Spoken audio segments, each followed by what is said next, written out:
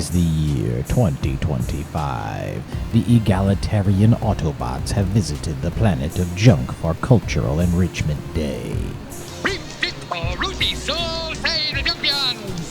Where'd you learn to talk like that? TV! We talk TV!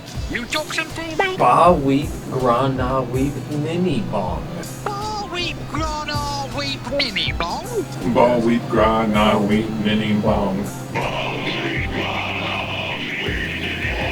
The universal greeting, you know? Here's your Energon goodie. We are here today to talk about the only Transformers movie, as far as I'm concerned, right? You heard? Like, I'm ready for it in the comments. If you guys think the new ones are good, I hate you. Michael Bay is plague upon film. So anyway, the Transformers, the movie, right? We will begin the recap soon, but first I must say that this is the very first time we have ever done something that is American-made, but it shares quite a few similarities. So buckle up and grab your fucking waifu body pillows out there, because it's going to be a wild ride. Just like last time, we will begin the recap by touching on the cast and crew briefly. Directed by Nelson Shin, written by these people, voice acting by this crazy-ass list of humans, which we will talk about later. Here's a whole lot more people who were involved in this movie, right here. On to the recap. Alright, Zach, so this is normally where I would pull out the big red notebook of doom and just start reading off all the notes that I furiously scrawled down in a hurry, right, while watching the anime. This time around, I will be recapping this from memory, because I have seen this movie probably somewhere around 3,000 times, I think. 3,000, you think that's accurate? I think it's pretty close, dude. Like I said, I can't even begin to tell you. There's a reason that I know all of the words to this movie. Like, it doesn't matter. You could get me super drunk and I would still be like, Hot Rod, it's Cup and the Dinobots. And I could, like, every single last one of the words, dude. Okay, recite the whole script from memory. No, I can't do that, though. There's Rekgar. I don't know what he says. I could make the noises that are probably close enough to, like, make what Rekgar sounds like. Oh, right. But I don't know what the fuck he's saying. But anyway, we'll get to him later on. So anyway. Turn the closed captions on. But during the course of the last, I would say 33 years, I've seen this movie probably about 3,000 times. I really sat down and thought about this too, and I think that's the reason why. I can remember doing the math. Here it is on the screen right here. Are you ready for this recap? Yeah. So, alright, my friend. The movie opens with I believe it's the DEG that scrolls down, right? And then we have the Marvel logo, like the old Marvel Comics logo, which is an association we'll probably get into again later. Then we have this very wide shot of what looks like two stars or suns. We zoom in on them and then they split apart. And here we see what looks to be like a mechanical floating planet robot thing. And then we flash to the planet of, I do believe it's called Lithal or Glyphal. I can't remember exactly what it is. It's written down in here somewhere, so forgive me. Tell me how wrong I am about it in the comments. Do that. Let us know how wrong we are. We would love to hear how wrong we are. But anyway, so the Glyphal, and it's like this beautiful robot paradise, right? Children frolicking around, laughing and shit. Motherfuckers are like doing science shit, you know, rolling carts around and stuff like that. And they're pouring whatever the f into jars and doing shit. And then suddenly, an alarm goes off, right? And homeboy walks up and says, I think it's Obsolescence, look, it's Unicron. And as they're watching Unicron pull in on the planet, and then Unicron really pulls in on the planet and sucks it up into basically his mouth and starts chomping it. Then they basically go to leave. They try to leave. The ships get to the ships. It's our only chance. And then after that, they run to the ships and they go to blast off. And then it shows Unicron sort of in that very awesome opening animation, by the way, where he chomps together all of those bits and stuff. They try to get away, but Unicron's got that Gok 5000 sun and can suck all day long, buddy.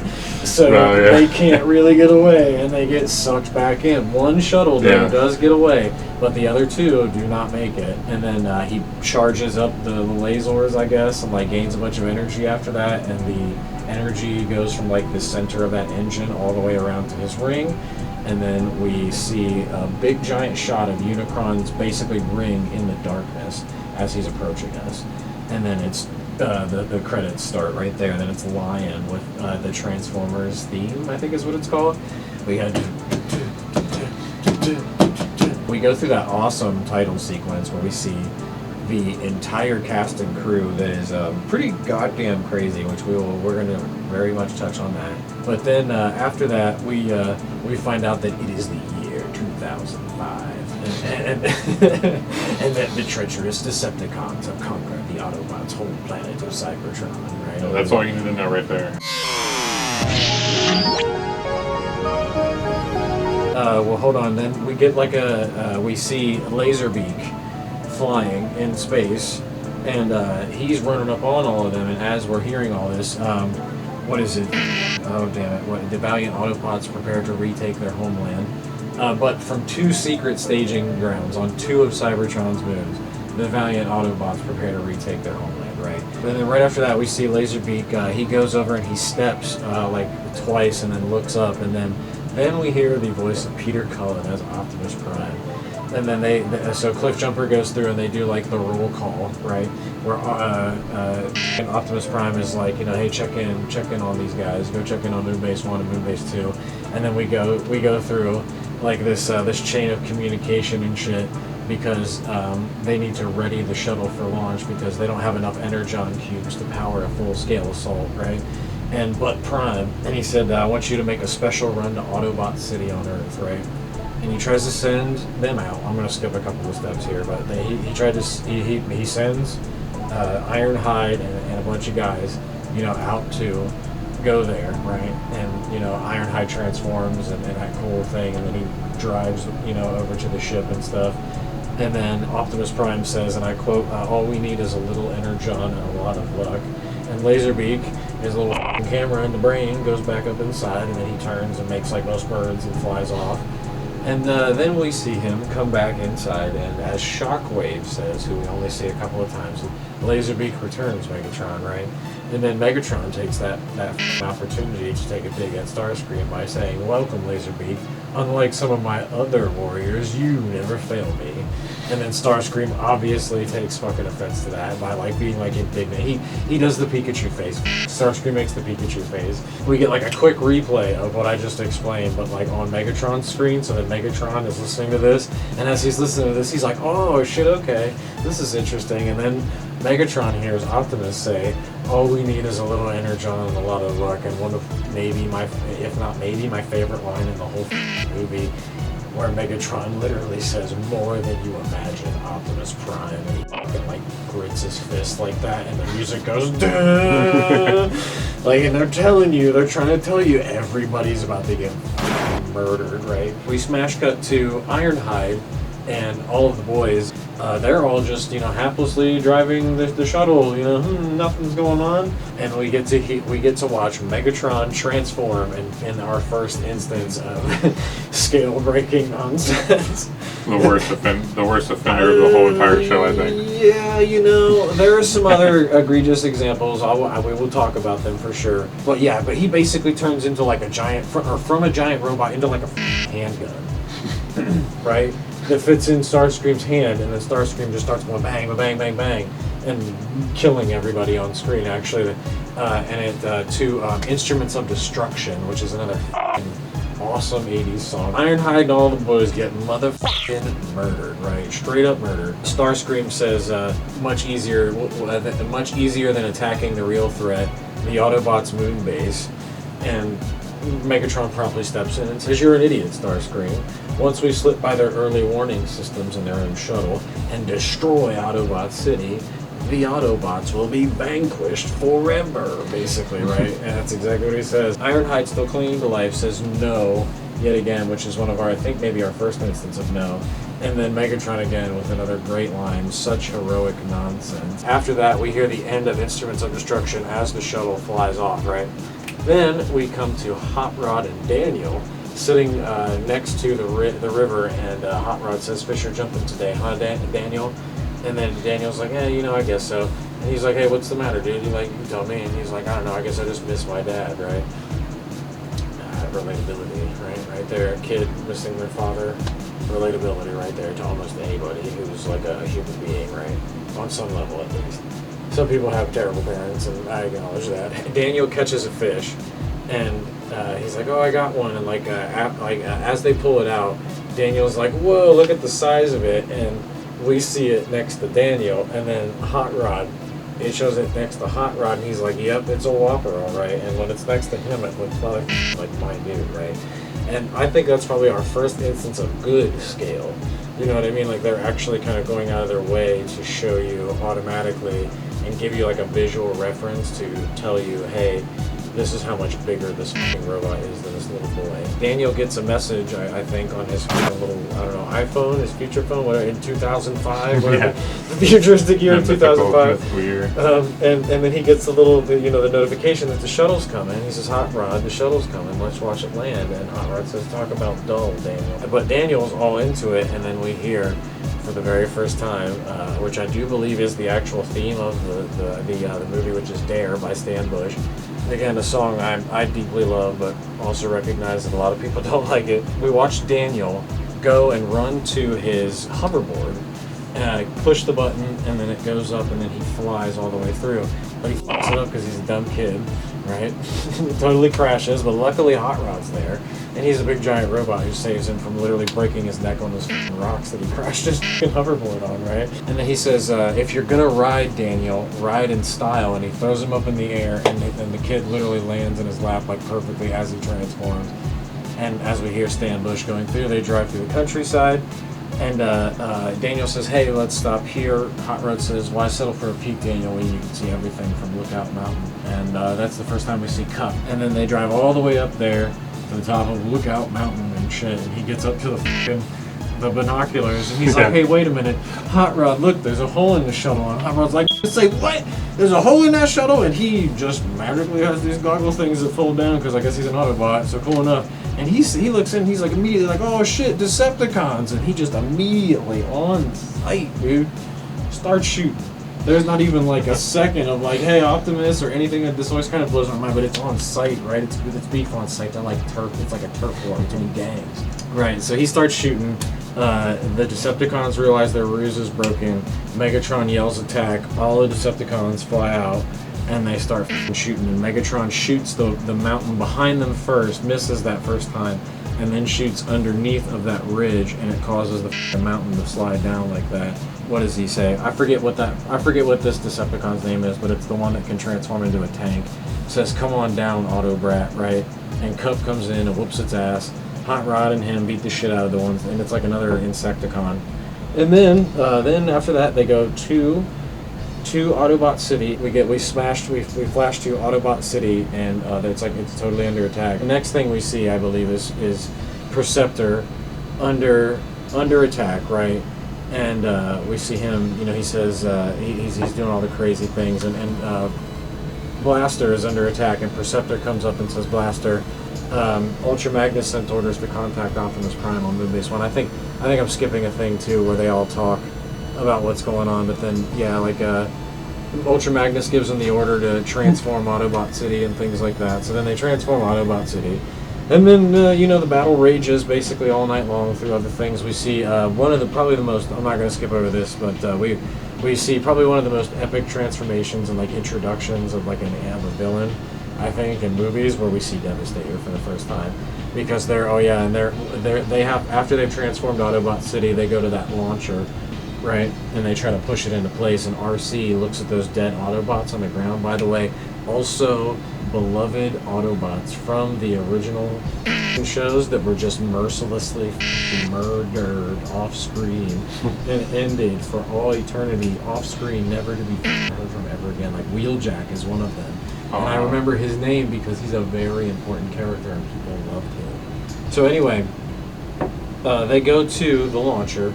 They gotta push it into place, right? And Daniel, curious, climbs up, because Daniel is the audience, right? He climbs up the ladder and looks over. Daniel says, Cup, Hot Rod, look. And then Cup pulls up, and immediately, because he's Cup, he says, Devastator. Like, oh shit, that's Devastator, in that kind of a tone. And then we see Devastator form out of the Constructicons, and he says, prepare for extermination, and then completely just blows up that turret, and then starts whooping that fucking wall's ass. And then they start shooting launchers at him, right? Shooting like grenades or whatever, rockets at him. And then he pulls a piece of the wall off and turns around and throws it the back at the structure that the launcher is launching out of and forces them to run away. Then the battle rages all night long. And I think, what does Megatron say? Their defenses are broken, let the slaughter begin. And then we watch Devastator again in like an awesome sequence where he rips a wall apart and just like flies through it.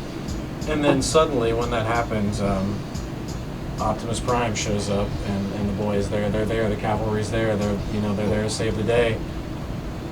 And we are introduced to the Dinobots for the very first time as Optimus Prime gives them the order to transform.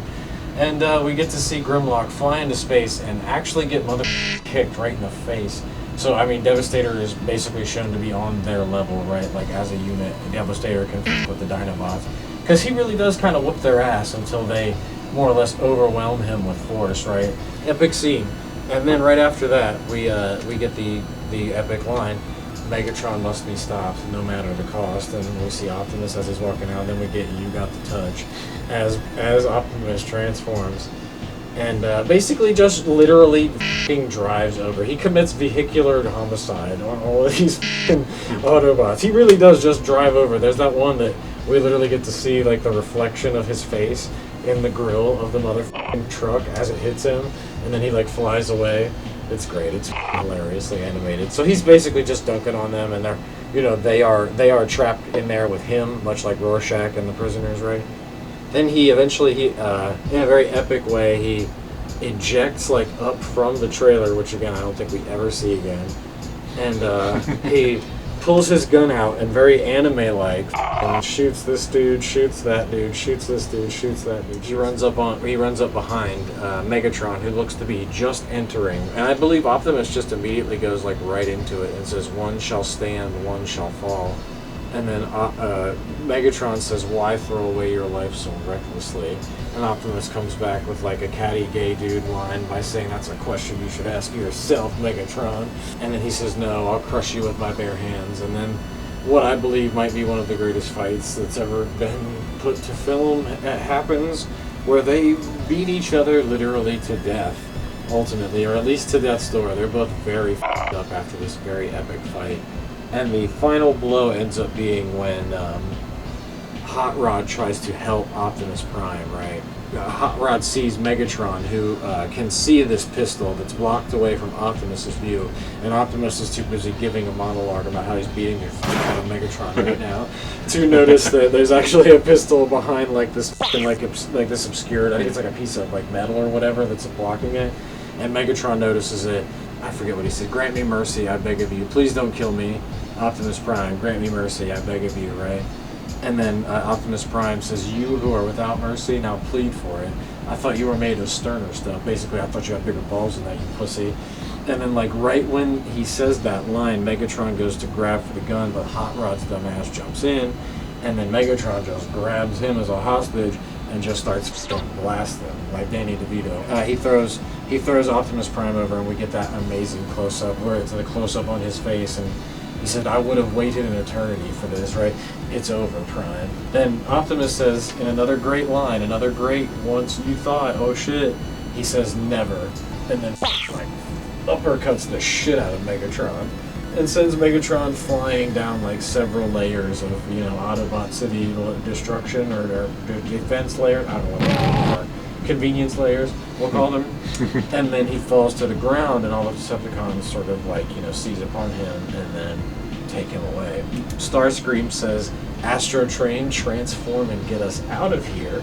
And this is another instance of scale break that really blows my mind, because Astro Train is and we'll get into it as we go along, but we'll just start with the fact that we have like a robot, like human-sized thing that's turning into a train, like their size, their scale train, and it just doesn't make sense. And it, by the way, it has just f***ing jets on the back or whatever, hydrogen thrusters, I guess. Maybe we should make Astro Train in Space Engineering. Oh, that'd be cool. Astro Train stands there and waits, right, or goes and starts getting charged up, and then they all leave, right? All the Decepticons go to leave.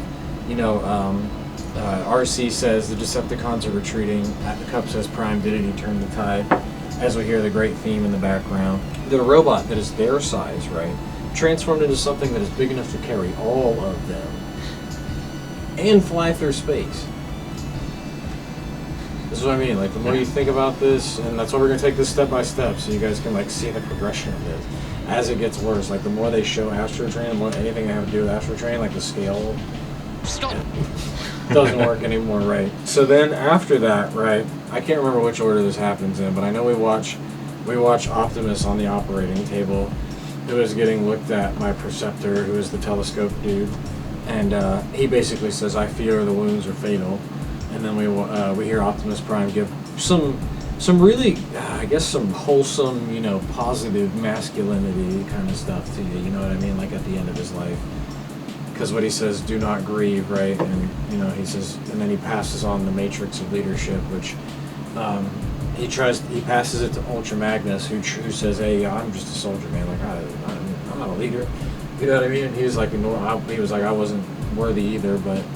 You know, one day an Autobot shall rise from our ranks who will use the power of the Matrix to light our darkest hour. You know, and then the music goes a little crazy, and he sort of like reaches his hand out and like all like shitty and like drops the Matrix, and it's this really awesomely animated thing. I think I actually like the drop and everything, and how a lot of them, they like 3 or 4, I can't remember how many of them, run to go grab it, and Hot Rod grabs it, right? And when he grabs it, he stands up, and it's like, there's that big fucking, the light goes over him and shit, and he looks all like perfect with it and shit like that. Yeah. But then he hands it to Ultra Magnus, right? And this is one of those weird things about this movie that always bugged me, even when I was a kid, right? Like, he puts the Matrix in there once, right? And then he puts his hands down, and then he grabs it again and like puts it back in what looks to be the same fucking place, and then he closes his chest compartment. Why did he have to do it twice, man? Like, was it just not in there the right way for it to shut or something like the first time? You know, like I said, it just kind of bothers me. Like, why wouldn't he just put it in there and then it closes? But no, he was like, and then put it back in and then it closed. It's just something that just didn't sit right with me. You know what I mean? He's a robot. You figure he has his shit figured out, but yeah. Whatever. So anyway, after that we watch Optimus go the way of Old Yeller, sadly, in a very sad scene, for sure. I mean, he is kind of the dad of the Transformer family, which we'll get into later. And we watch him die and turn gray, which apparently Autobots do. Apparently Autobots lose their color when they die, I guess, as we've seen pretty clearly in this movie. So. That happens, it's sad, Daniel cries, and then I think after that happens, we see, there's like a cut to where we get Unicron's reaction, where Unicron is like somehow in like this omnipotent and like omnipresent fucking way.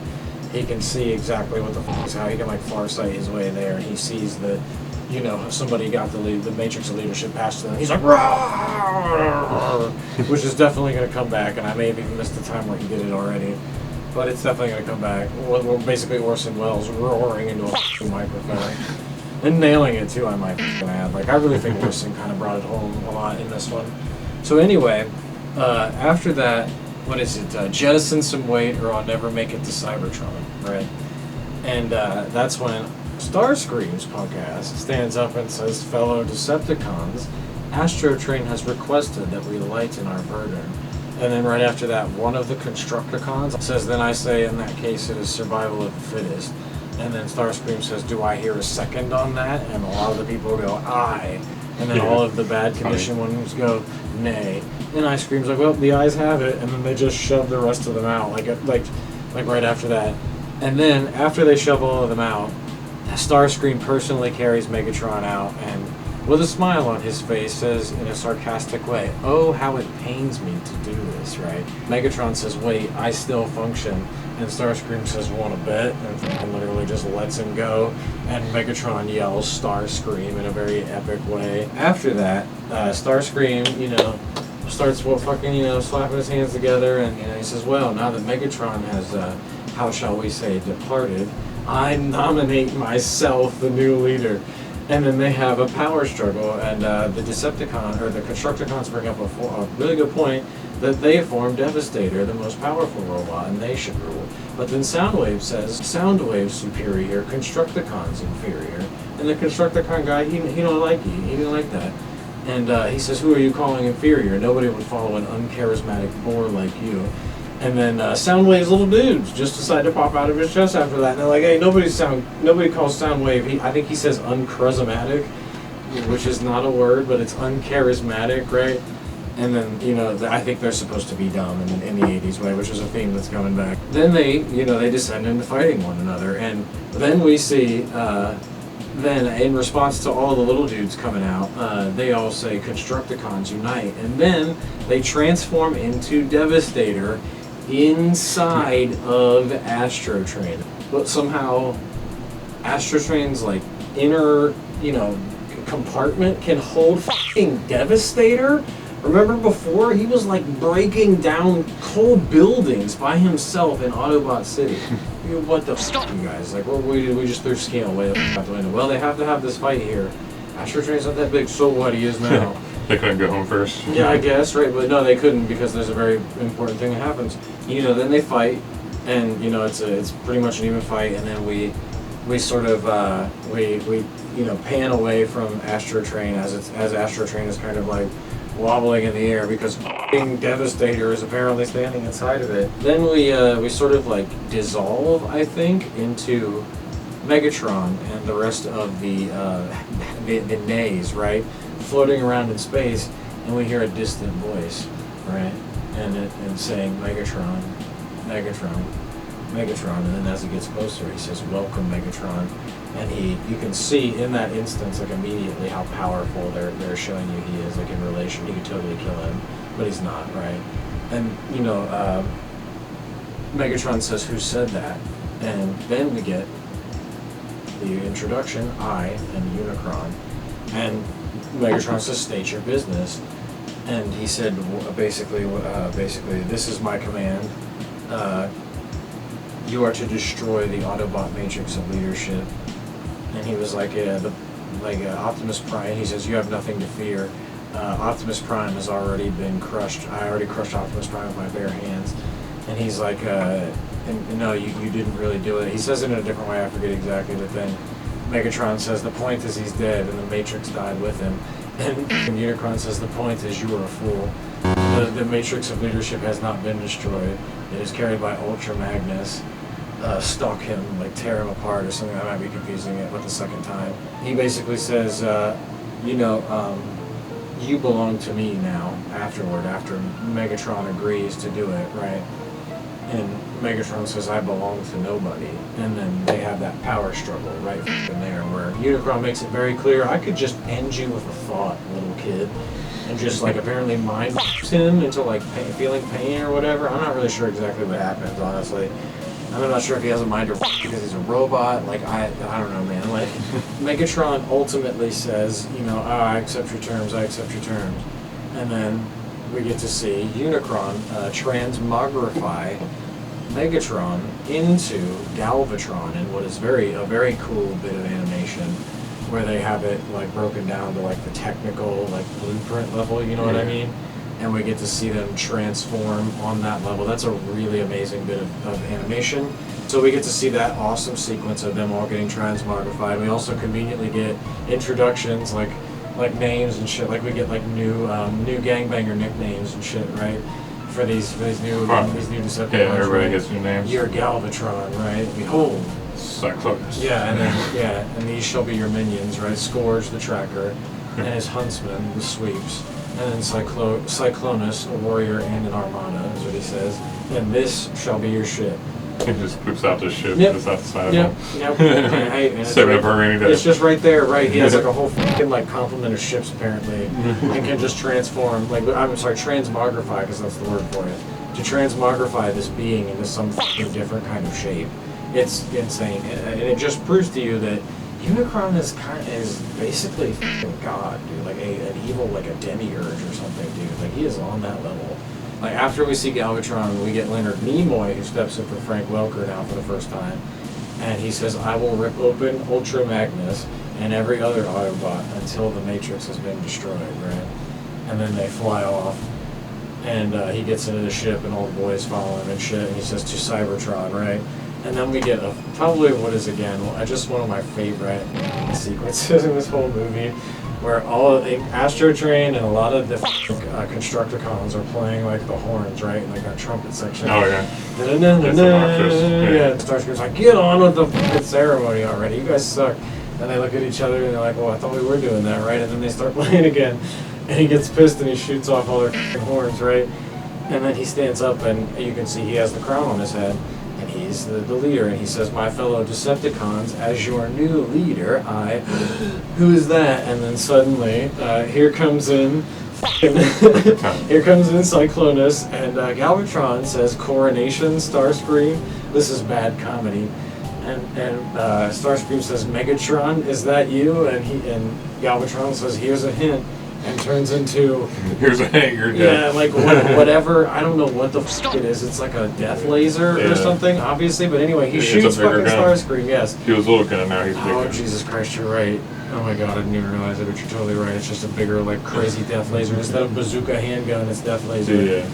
Oh my God. Probably doesn't feel good. Good catch, yeah. Oh no, definitely. Well, I mean, as we see, it hits Starscream with a dead center and literally disintegrates him. And again, great animation here with the disintegration, how he just melts down.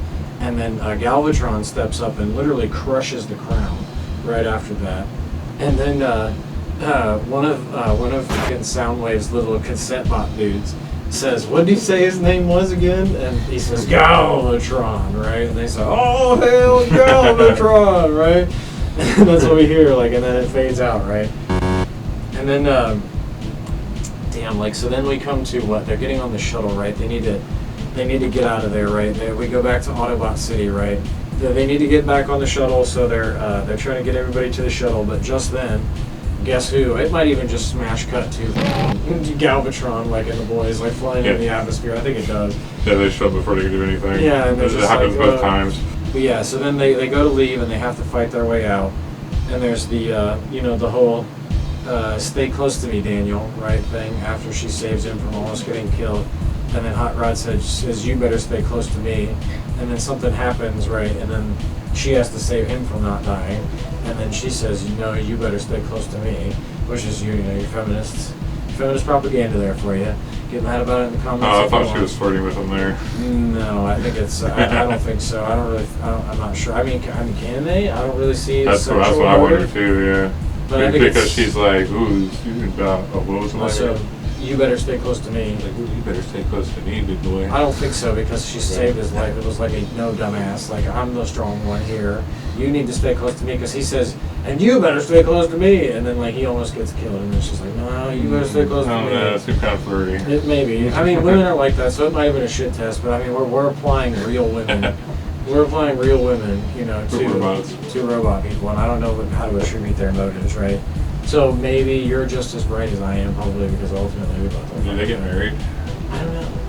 Do they kiss? I don't know. They seem to just create themselves out of nothing, so they're not. I don't really think they're reproductive.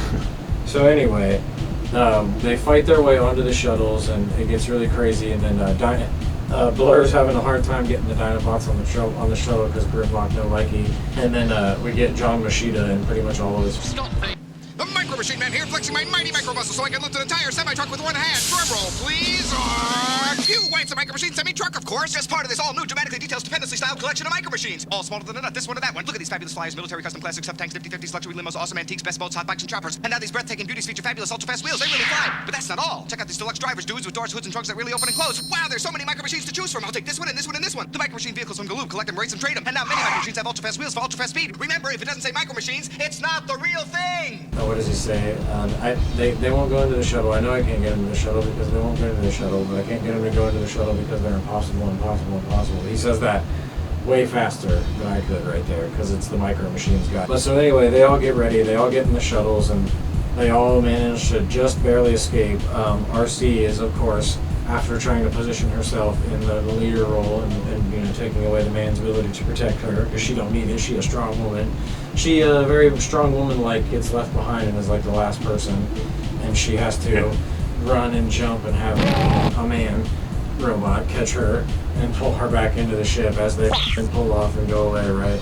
And then the smash cut to congratulations Autobots, we lost them immediately, like right after that. I know that for sure because we just watched this shit, specifically this part of it. basically right after they get into space, I'm pretty sure they get attacked again by the by the crew again, the Galvatron and his boys, who are right up their ass, and then they have to separate. Where like half of them chase the other guys and shoot the missiles at Cup and Hot Rod, and they just barely avoid the missiles, but then get hit and then crash into a crazy looking motherfucking planet. I'm not even sure what they call Quintessence, which we'll get into. So after that, we watch Galvatron and the boys chase Ultra Magnus's shuttle, and they what is it? Springer says, "Face it, Magnus. The Decepticons are going to dog us until they see us dead, right?" Yeah. And then Ultra Magnus says, "Well, then that's exactly what they're going to motherfucking say." Or Perceptor prepare for emergency separation, and Perceptor is like, "Well, that's too dangerous," and Ultra Magnus was like, "What the choice do we have, dude?" And then he kind of does. You remember in Skydo how Kazuma would do his fingers like that, and pull his hand together? I guess I should do it like this, so you guys can see it right there in front of Zach. Skydo, yeah. We'll get there someday too, for sure. Then they do the emergency separation, and the missiles from before do not miss the end of it, the back half of the shuttle. It's like the back 3/4 of the shuttle, really.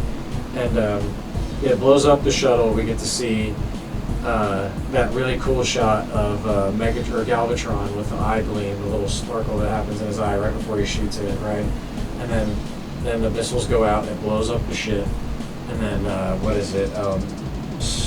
Scourge, right, says the Autobots have been terminated, and the Matrix with them, right? And then after that, Unicron says, "Nope, mine." And then Unicron, why? Why do you torture me? And then he says, "Take me to Unicron, take me now," right?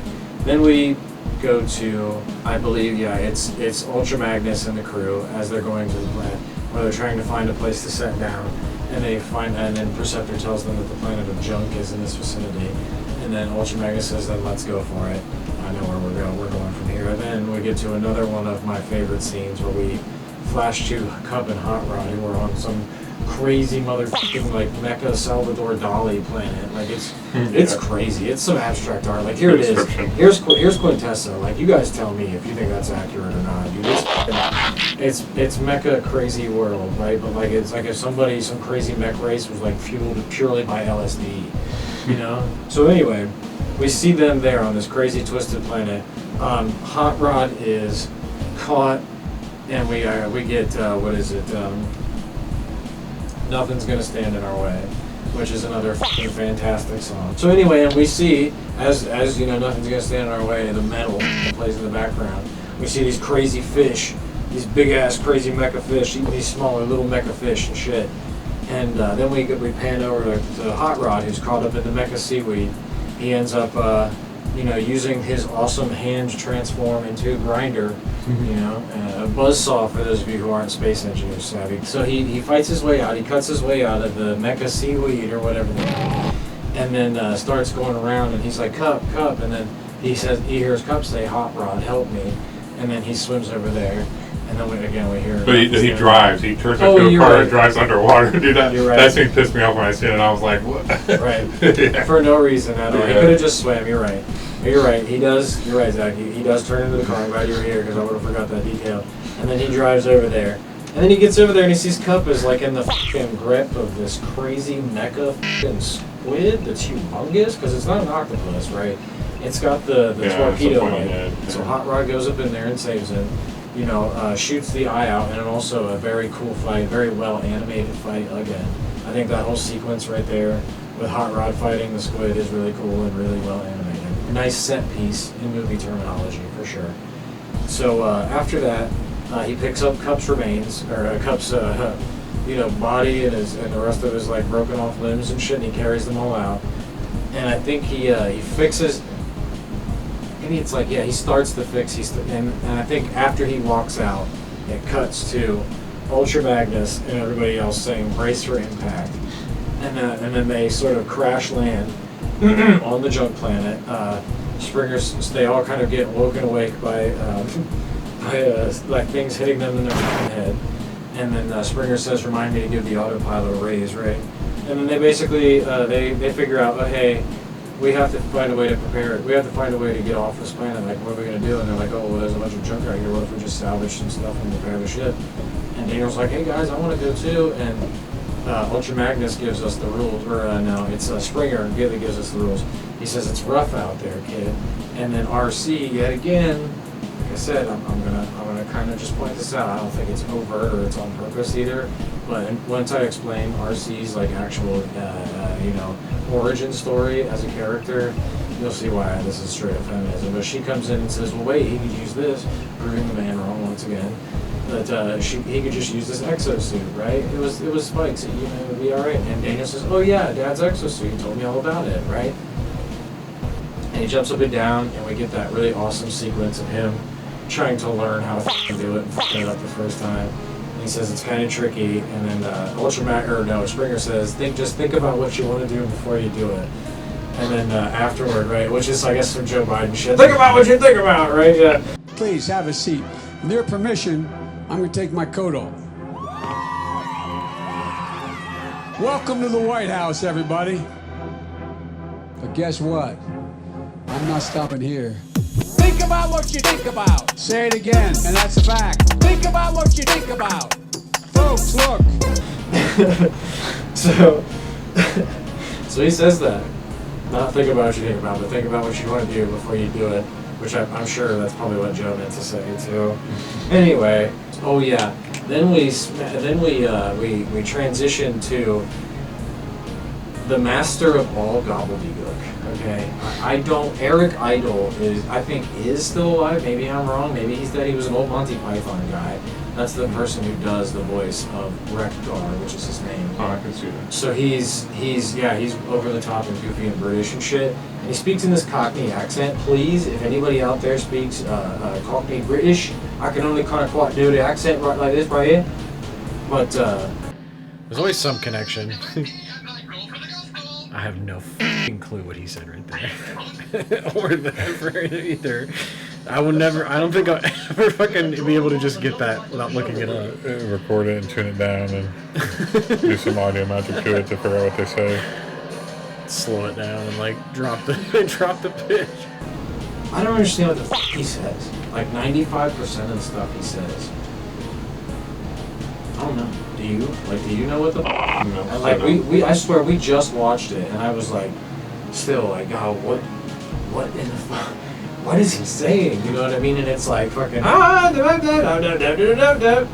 Like and that, like I have no idea what he said. He's like, he's so like hopped up and crazy to see them. But anyway, he starts looking at them and they like it shows Redgar like they all like the Junkions all start to pop up out of the ground and get all their stuff. And then we hear that no blue cat over a stranger with a new coffee flavor for you.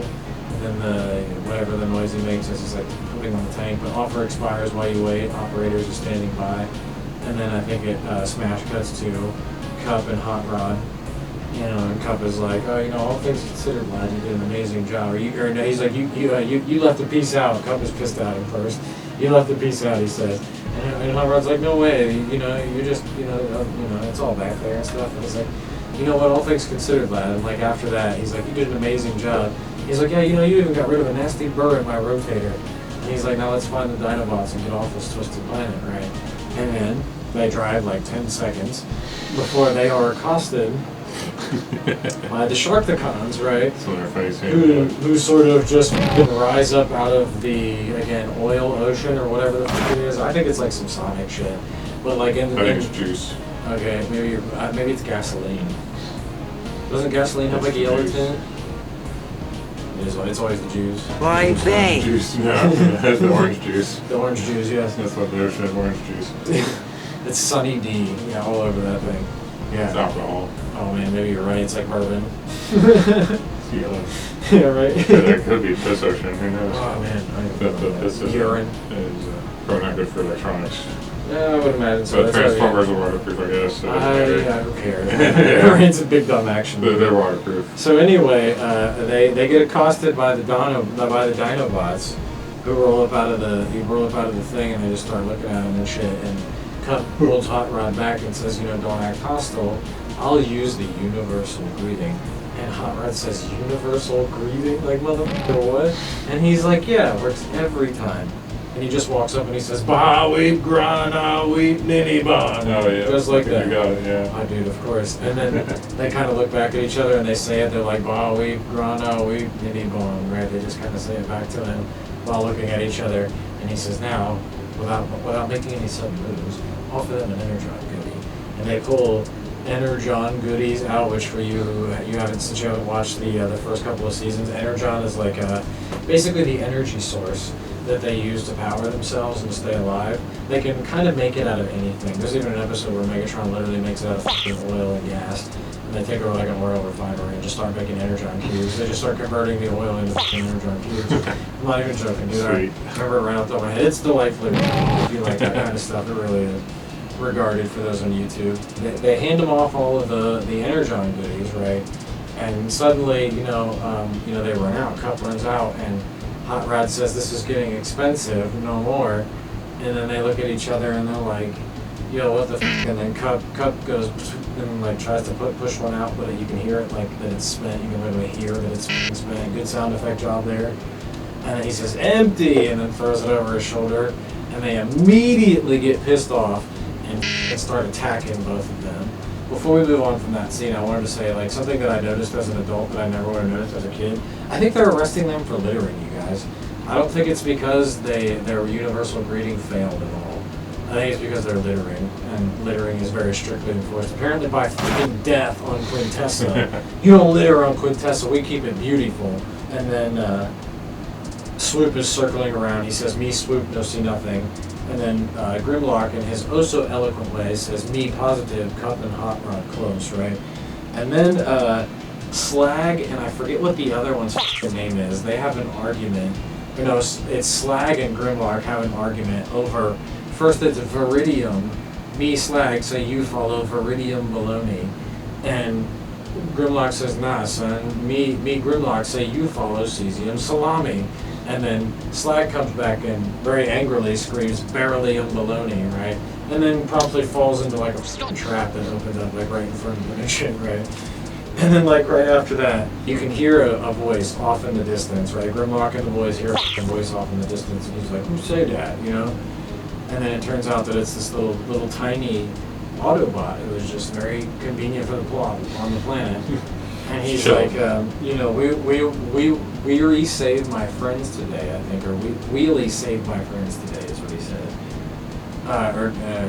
He says, like, who are you? And Grimlock tries to attack him and really hits him in the face. And he hits Grimlock in the nose, and we get another classic Grimlock moment where he rubs his nose and says, why, boy, hit my nose. And then he says, we really saved my friends today. And me, Grimlock, say, we on our way. Which, by the way, for you long-time Weebinar fans, you might remember another character that communicated very similar to Grimlock, and that was Domon Kashu. Hey, you over there. Do you by chance remember seeing this guy? I brought this up before when we were watching it, where Grimlock doesn't understand until you punch him in the face, and then he can communicate with you. Then he understands you, just like Domon. So, yeah, right. If only he talked like that. Oh, Domon, right? Oh god. If Domon talked like that, me win Gundam fight. Rain, me love you. Master, me love you. No die. No die, master. So they meet Wheelie, and then they go on into the distance, right? Then we hear Perceptor. Then we smash cut to the junk planet, and Perceptor says, "Be sure the fittings are securely welded." And then we see everybody, doing their thing. Everybody's pitching in. It's like the true '80s, like, hey, we're working to do the thing montage, right? And like, everybody gets a line, even Blur and shit. You know what I mean? And Daniel even says this exosuit's fantastic. I think I'm starting to get the hang of it, right? And then, right as that happens, we hear more Cockney British yelling, and he's like, I have no idea what he says, but it's in that rhythm. And then they start like flying in, right? And that's when we get the or no, wait a minute, that's when Galvatron and them attack, right? Right, because Galvatron comes over the hill, and that's when they come through and they blow up the shuttle, like immediately. Oh yeah. And then they all have to scramble and run away because Galvatron and the boys are coming back, right? And then Galvatron chases them all around, and then the sweeps and everything. They get cornered. All of the Autobots run into this large cavern, and in something that I never understood when I was a kid, but I get now, Ultra Magnus shoots the top of the ridge down to ultimately shield them from being killed too, because, spoiler alert if you can tell by what I just said there, Ultra Magnus is cornered by Galvatron and Cyclonus. And they very brutally, he literally points at him, he says, Magnus, I want the Matrix. And we get another one of those nevers moment, like it's great, like his defiance in that moment is great. And then sweeps terminate him, I'm pretty sure it's terminate him. And he points at Ultra Magnus, and they just start firing their death lasers at him, and he gets hit in multiple places. Ultra Magnus gets blown into pieces. Right in front of our face, like in a very, very crazy scene where Galvatron literally says, die! And then Galvatron picks up the Matrix of Leadership and says, Unicron, with this, you shall become my slave. And then we get the other Unicron reaction shit off in the distance, right? In his Unicron fashion. You gotta love it, man. It's great, dude. I love his reaction shots. It's hilarious. To me anyway. But so then I do believe right after that we go to Cub and Hot Rod being taken down that hallway into what looks to be a courtroom, right? Where some crazy looking motherfucker flashing up on the screen, which I would love to know what that guy transforms into. We pan to this squid looking thing. He turns and says, has the Imperial Magistrate reached a verdict? And the Imperial Magistrate says, I have, and the guy says, guilty or innocent. And he turns to that one specific head and says, innocent. The thing that the homeboy was standing on falls down, and we watch him fall down and get torn apart by all of the people in there. And that's right when Cup and Hot Rod get thrown into their jail cell. And then we meet a guy who we saw at the very beginning of the movie who calls himself Kranix, who, I forget how they hear about Unicron. Unicron, what's Unicron? He says. Oh, he was on that first planet like at the beginning of the show. No, I know that's how he knows, but I can't remember how Cup and Hot. I think it's because the moons got ate up in between here. Yeah, they made it. Oh yeah, Bumblebee and that one guy managed to make a transmission, I think. Yeah, just like in Bumblebee. Mm-hmm. So yeah, there's a giant planet. It's headed this way. We'll try and slow it down. Oh, you know what? That happens. That happens when they're on Autobot City, because right after that happens is when they get attacked, so I skipped that step. Hot Rod says, what is this place? And Kranix just pipes up and is like, the world of the Quintessence and their cool the Sharkticons and their cool masters of Quintessence. I am Kranix, my planet was destroyed by Unicron. Then fucking Hot Rod is like, Unicron, what's Unicron? And then Kranix gets all like dark and brooding, like, it's a planet that devours everything in its path. And it's like this really crazy, moment of just, because he's like, a planet that devours everything in its path, right? It's like a really crazy, like, foreboding way to say it, right? Specifically like that. And then, like, right after that, they burst in, the Sharkticons burst in and grab him. And he's like, no, I'm the last survivor of Blithel, which ties him to the very first planet that we saw get ate up. And then they take him off, and then we then smash cut to him being up for trial for whatever reason. And then, has the Imperial Magistrate reached a verdict? And it's like, it's immediately like smash cut to that. I have, guilty or innocent. And then we get one of the best lines, at least arguably in the movie, where Kranix says, spare me this mockery of justice. The little guy says, I repeat, guilty or innocent. And then he says innocent. I think Kranix falls down into whatever pit of death that is this one. It's the same stuff that the ocean's made of. And then they get ripped apart, and he gets ripped apart off screen while we hear his death cry.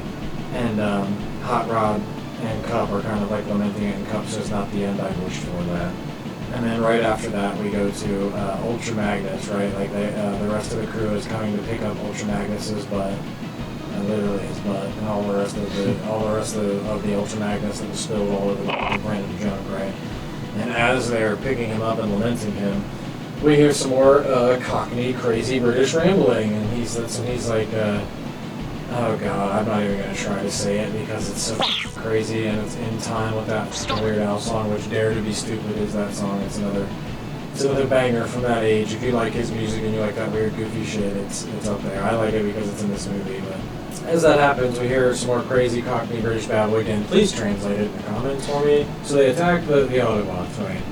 And, as Springer said, it's not hard to knock them down. It's getting them to stay down. That's the trick. They prove to be very resilient, right? And then further on beyond that, they go and they fight. And then suddenly, oh god, I guess, yeah. Wait, I skipped this step. So I skipped the step where Galvatron goes back and says, I destroyed. Yeah, no, I'm right, yeah. So yeah, I did. I skipped a step, and then where Galvatron goes back to Unicron and says, I destroyed the Matrix, and he's like, it's not destroyed, idiot. Go back to the planet of junk, stalk him and tear him apart. Then they attack them. So we watch then Cup and Hot Rod be put on trial, right? And as they're on trial, they go through this same back and forth. Has the Imperial Magistrate reached a verdict? I have guilty or innocent. And like Hot Rod speaks up or says something, and the squid dude says silence, or no, the judge says silence, so you'll be held in contempt of this court. And Hot Rod says, "Go ahead. What is it?" I have nothing but contempt for this court. Right. Which is a great line, right? Fantastic line. Also, yeah, it's my second arguably, favorite line. It's up there, man. It's arguably the best, right? They get dropped into the pit, and they realize that they can transform on the way down, and then, like, as they're falling to the bottom in their waterproof bodies, they're like, hey, we don't have enough photon charges, to fight all these off. And Cup's like, all right, well, let's hold a demolition game then. Let's see how many we can kill. And then we get another great fight montage to the song Hunger. So they beat the out of all these Sharkticons, and eventually get kind of like cornered to the point where they're almost overwhelmed. And just then, very conveniently, the Dinobots get the door in and smash the little octopus dude underneath the door, all fun-like. And Wheelie's riding on the back of Grimlock, and they come through there and they start whooping ass. And suddenly the Sharkticons realize that they're not going to be able to win this fight, and they're just going to get destroyed because Grimlock and the Dinobots are just going to fuck them up constantly.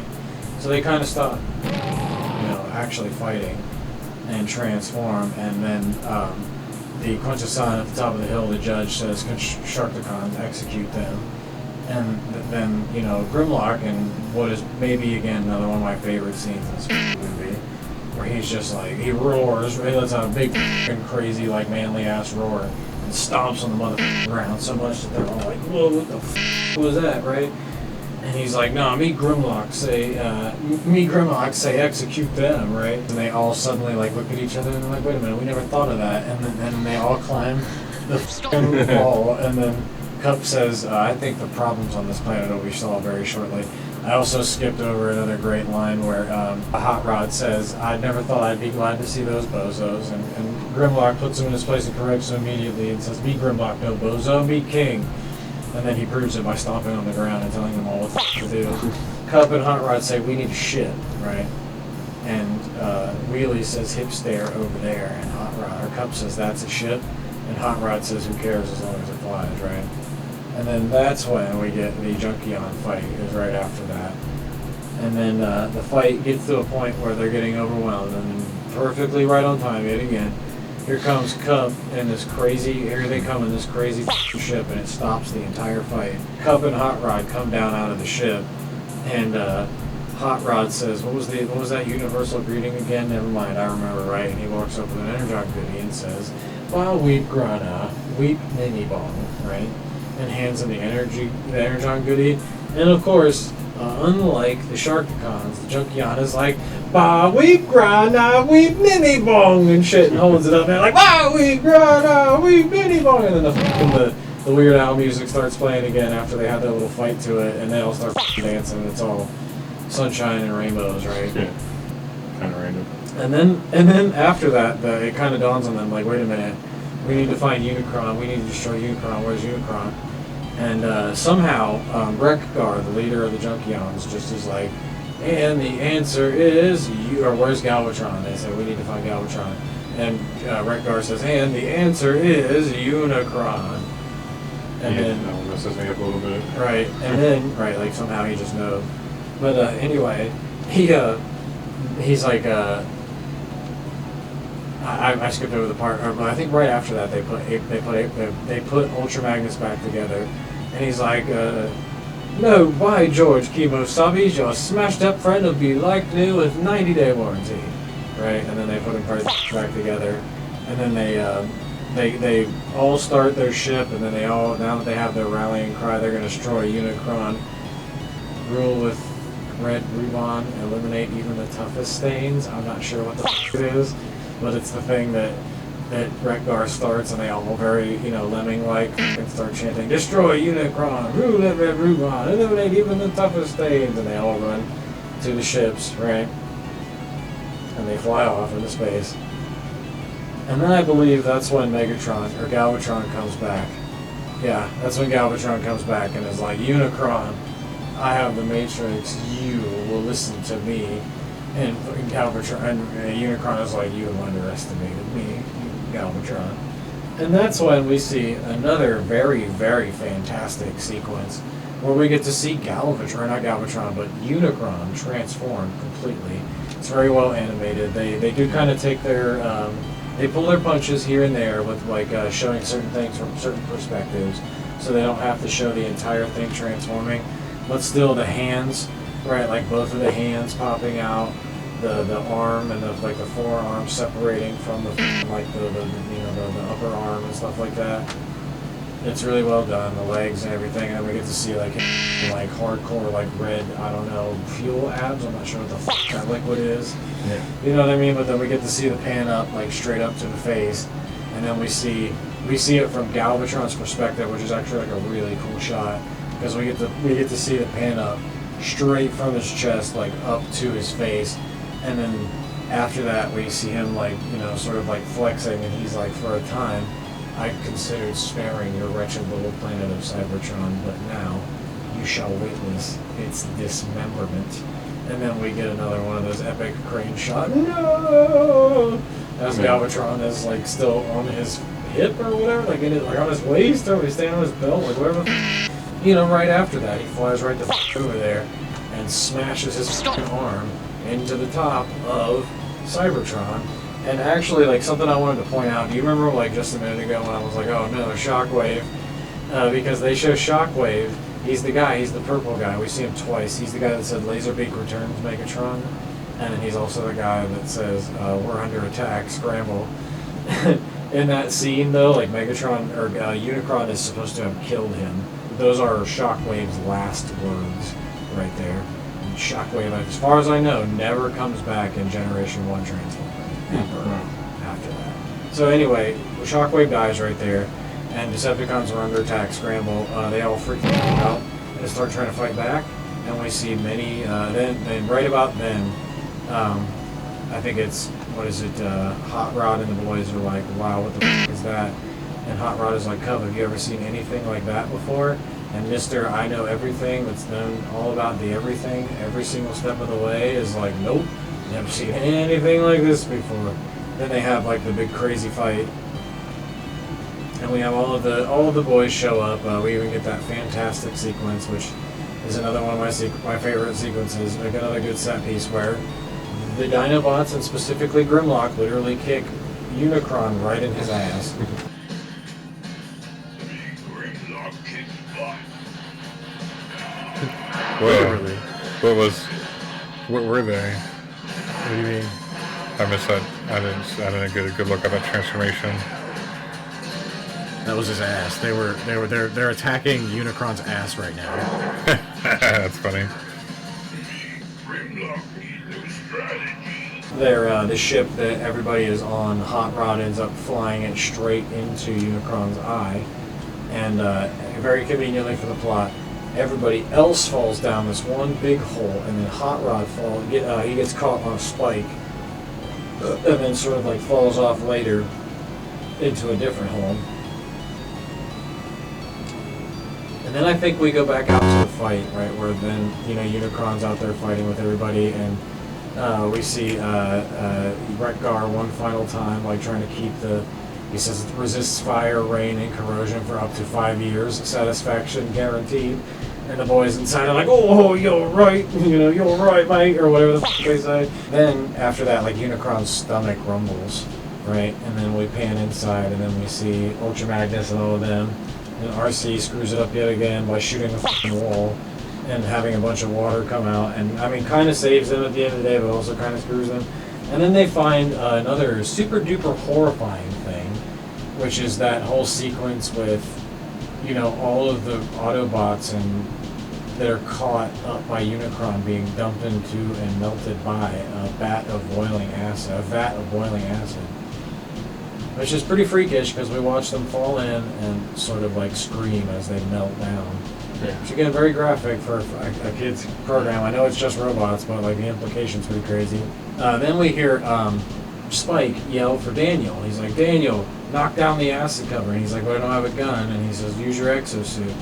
And he's like, but I don't know how to do it. And he's like, hurry, motherfucker. And he like kind of just like, I guess has a shot in the dark or whatever, and just hits the right fucking buttons, and it turns and does the right fucking thing, and it slams and it shuts. It slams shut so that they all don't die, like right at the exact time. But they make it seem like because he doesn't say anything, we don't hear Spike, that he died really quick. And we see Daniel turn away and cry, but then the music kicks up and he says, Daniel, you did it.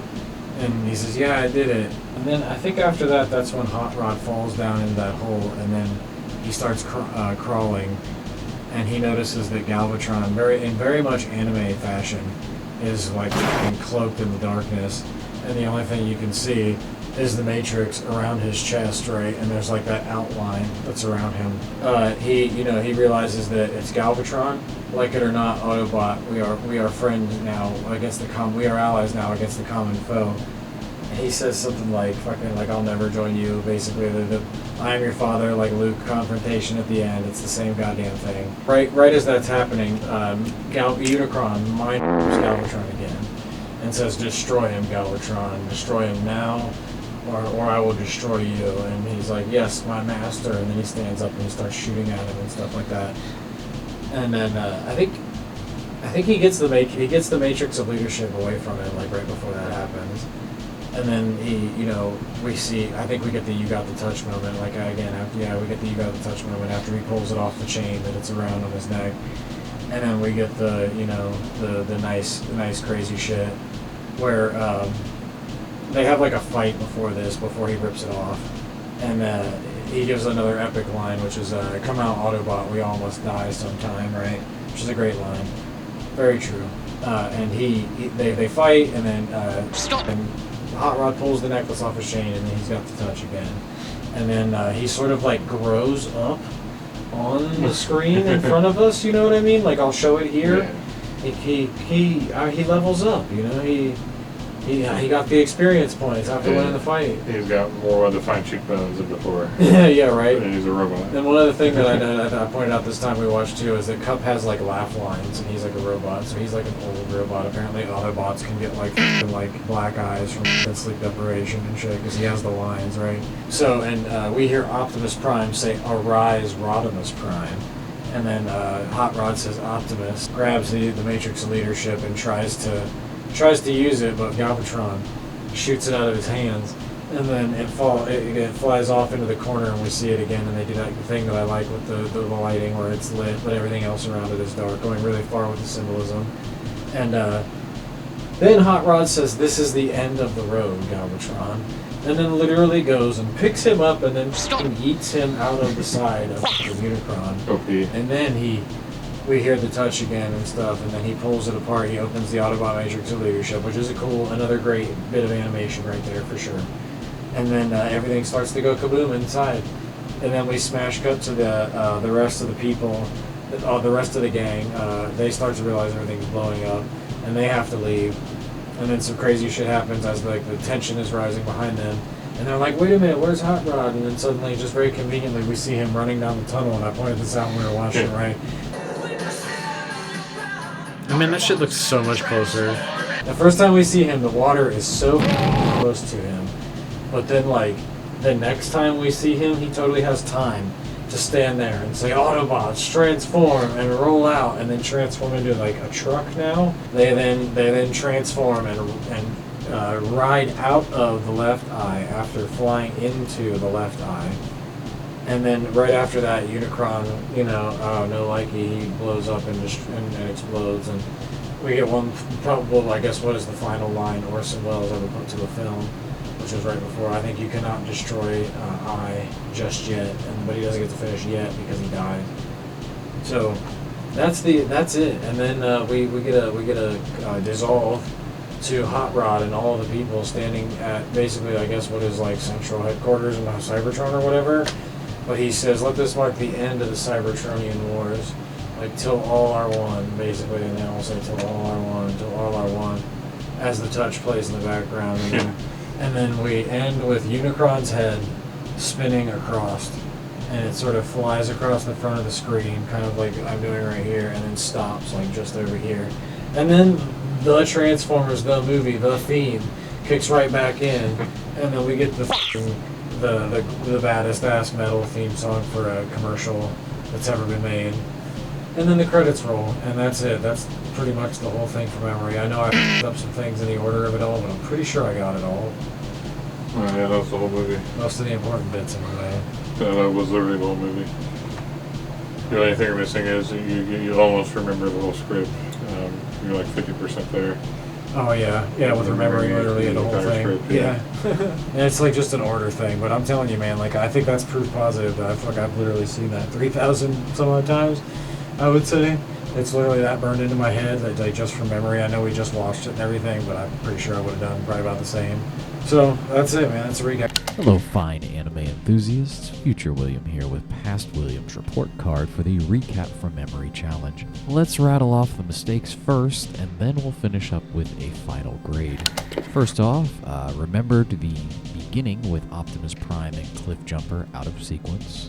Remembered the Autobot City attack by Megatron out of order. Remembered the Unicron-Megatron meeting out of order. Forgot about the moon bases being ate up and the resulting distress signal. Skipped Kranix's intro and exposition dump.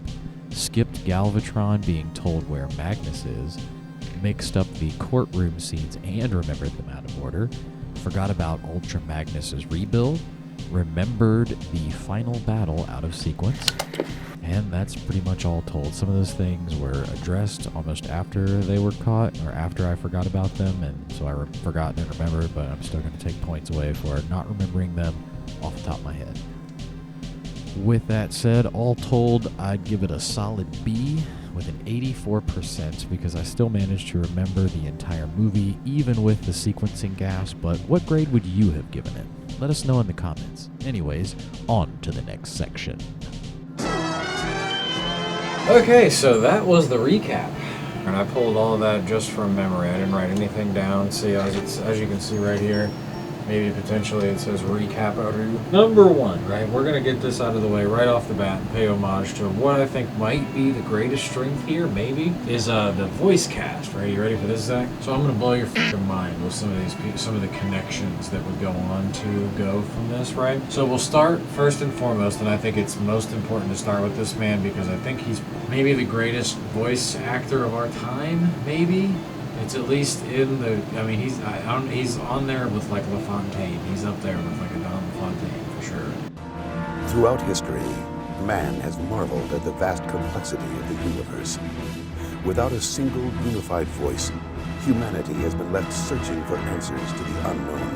Now, one man has the power to change that and to spread his voice across the earth for all of mankind to hear. One man, me. Not really like in the movie work, but in like the cartoon work, right? And that is Frank Welker, my friend. You ever heard of him before? No. So he does Megatron and Soundwave, and also he does you remember like the little robot that hits Hot Rod in the back of the head, and it's like, time out, time out, time out, like that. You remember that? Like, it's like right before they get attacked. He does that voice too. But anyway, you ready for this? Legend beyond compare voice actor is what I have written down there, because that's what it is. He has 907 credits on IMDb, right? Most of those are just as a voice actor, right? Here's some famous things, right? He is Nibbler. So, how did the universe begin? So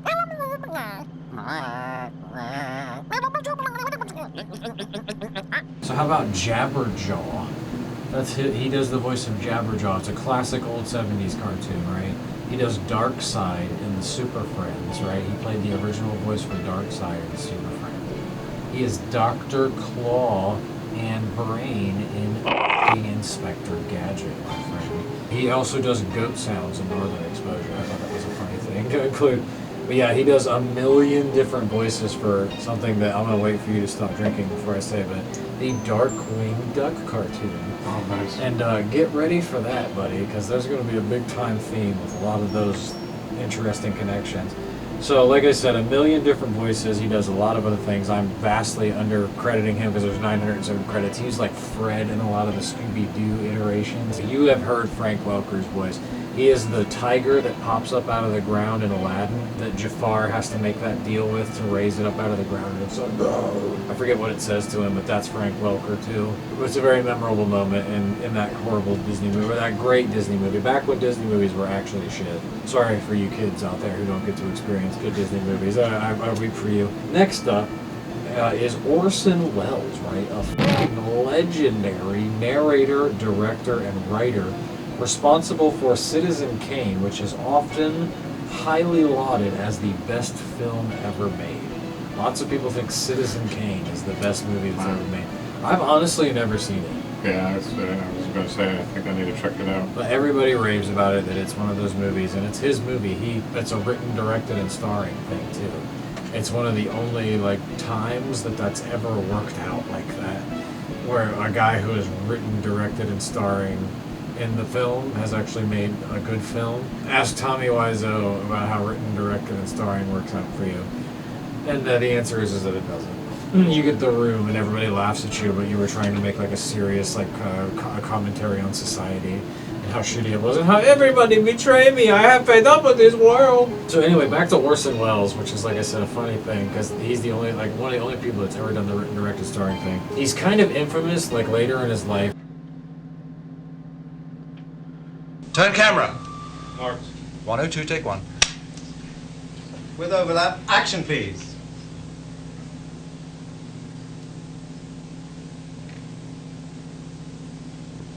Action Orson, please. Just do anything?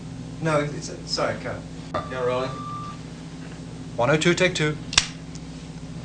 The French champagne has always been celebrated for its excellence. There is a California champagne by Paul Masson, inspired by that same French excellence. It's fermented in the bottle, and like the best French champagne, it's vintage dated. So Paul Masson. 102, take three. Action, please. The French champagne has always been celebrated for its excellence.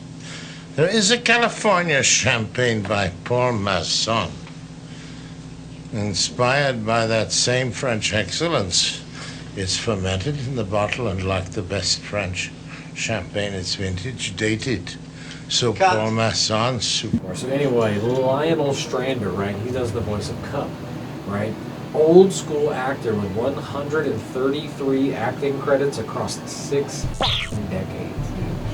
So old school actor, known for his gruff persona. He was in a bunch of movies that we never would have heard of, a bunch of 50s, 60s, 70s movies. Dude was one hell of a voice actor. And again, get ready for that. Strap on in, because this is just the beginning. Because next up we have Robert Stack, who does the voice of Ultra Magnus, right? Legendary narrator, actor, and producer from Unsolved Mysteries. He was the head of the FBI in Beavis and Butthead Do America, a personal favorite voice acting quote of mine from him. He also has 101 credits across 7 decades. And he was great as the narrator for Unsolved Mysteries, man. He's got just one of those gifted voices, hello, I'm Robert Stack. A young man, his whole life in front of him disappears. A familiar story, yes, but this is no ordinary Joe. Joseph R. Cooper, perhaps the most loved sports figure in the country, vanished. According to Mrs. Elsie Melcher, a neighbor who asked not to be identified, Joe Cooper left his house 2 weeks ago. According to Angelique Bones, a nosy bitch who lives up the street, he took with him only a toothbrush, a wallet, a steamer trunk, and a plane ticket to Calcutta. Police theorize several possible scenarios of what happened with a man affectionately known to the world as Coop. Well, I don't know where the hell he is. For all I care, he could be hanging by his neck in his fucking closet. Scenario number 1. He's hanging by his neck in his fucking closet.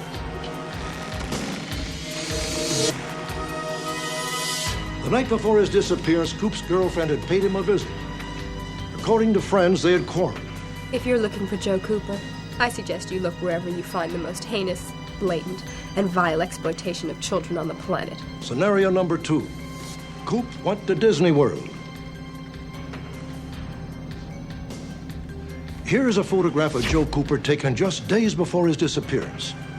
And here is a computer-enhanced simulation of what he might look like today. So then we come up to Neil Ross, who played Bone Crusher, Hook, and Springer, and also Slag. Prolific voice actor for TV and video games, but he's in a lot of other things. You've also heard Neil Ross's voice.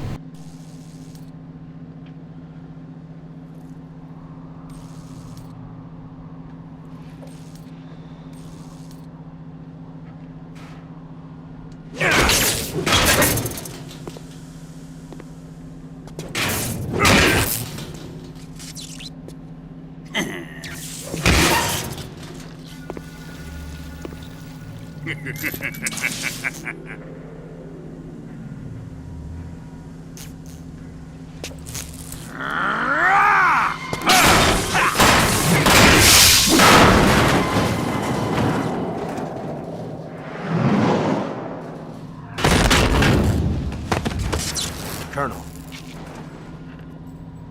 did he talk? No, he died before I could get it out of him.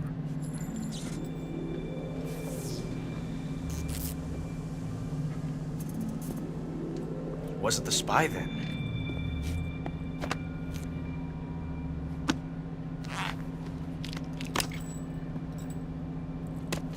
Look at this. A transmitter? Exactly. Planted to keep someone informed of his location.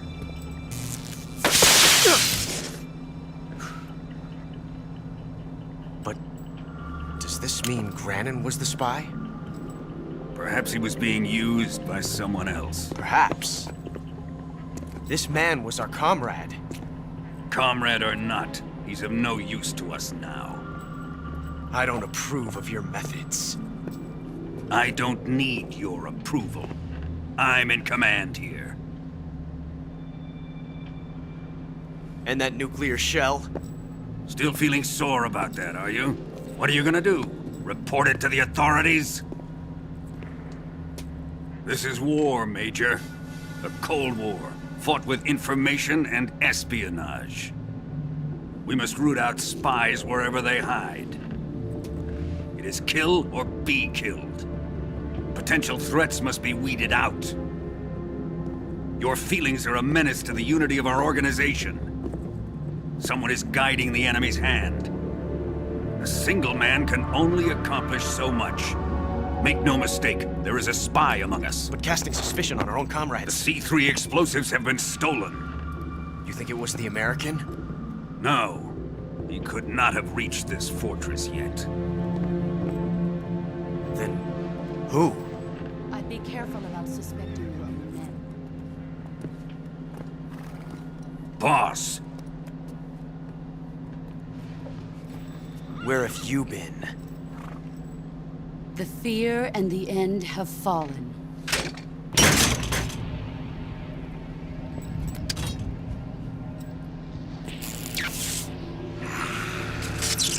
Damn it!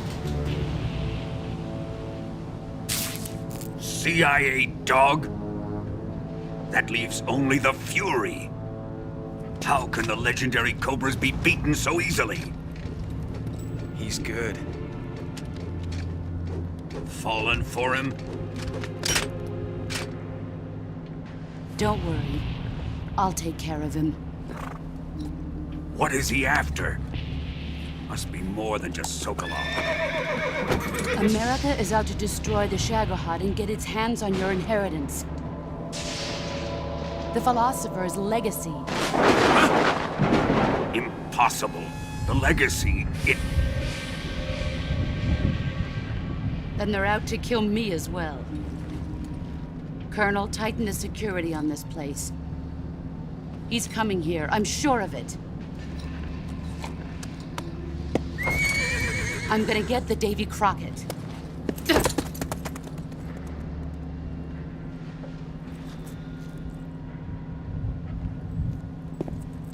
Then we have Leonard Nimoy, who does the voice for Galvatron. Prolific science fiction actor. Need I say any more about it? Like at all? You know what he's from, right? He's Star Trek. He's Spock from Star Trek. That's pretty legendary, right? Yeah. And that's a big get. He's like a pop culture icon. Yep, he really is. So that's a big get for this movie, especially at this time, right? There's that budget showing again, right? It says Spock.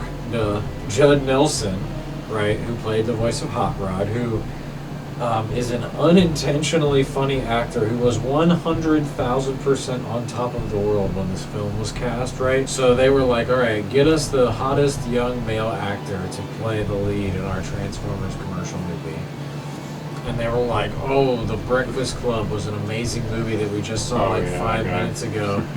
Who was the star in that? Oh, we really like Judd Nelson. How about we make him Hot Rod, right? Because like after this, I don't really think he went on to do a whole hell of a lot of anything else that was like really of any import. I know he's in a bunch of B movies and shit. I've watched the Red Letter Media, Best of the Worst, where they do like a Christmas movie with him where he is like Santa, and it's fucking terrible bad. It ain't even funny good. Or it ain't even funny bad. It's just terribly bad. Horrific. He's in all those John Hughes 80s films, right? But I know he's in The Breakfast Club. He plays that fucking dude. That's another 80s pop culture icon movie because the boomers just love that shit and clap like seals for it, right? Moving on from Judd Nelson, we come to John Moshida Jr., right? And that's the guy who did Blur. He was the Micro Machine Man and probably the fastest talking human to ever exist. He supposedly got the Guinness World Record, but he was supposedly beat twice after that, but he refutes that he actually was beaten because he said they cheated. Really? This is real? You looked this up? Yeah. Okay.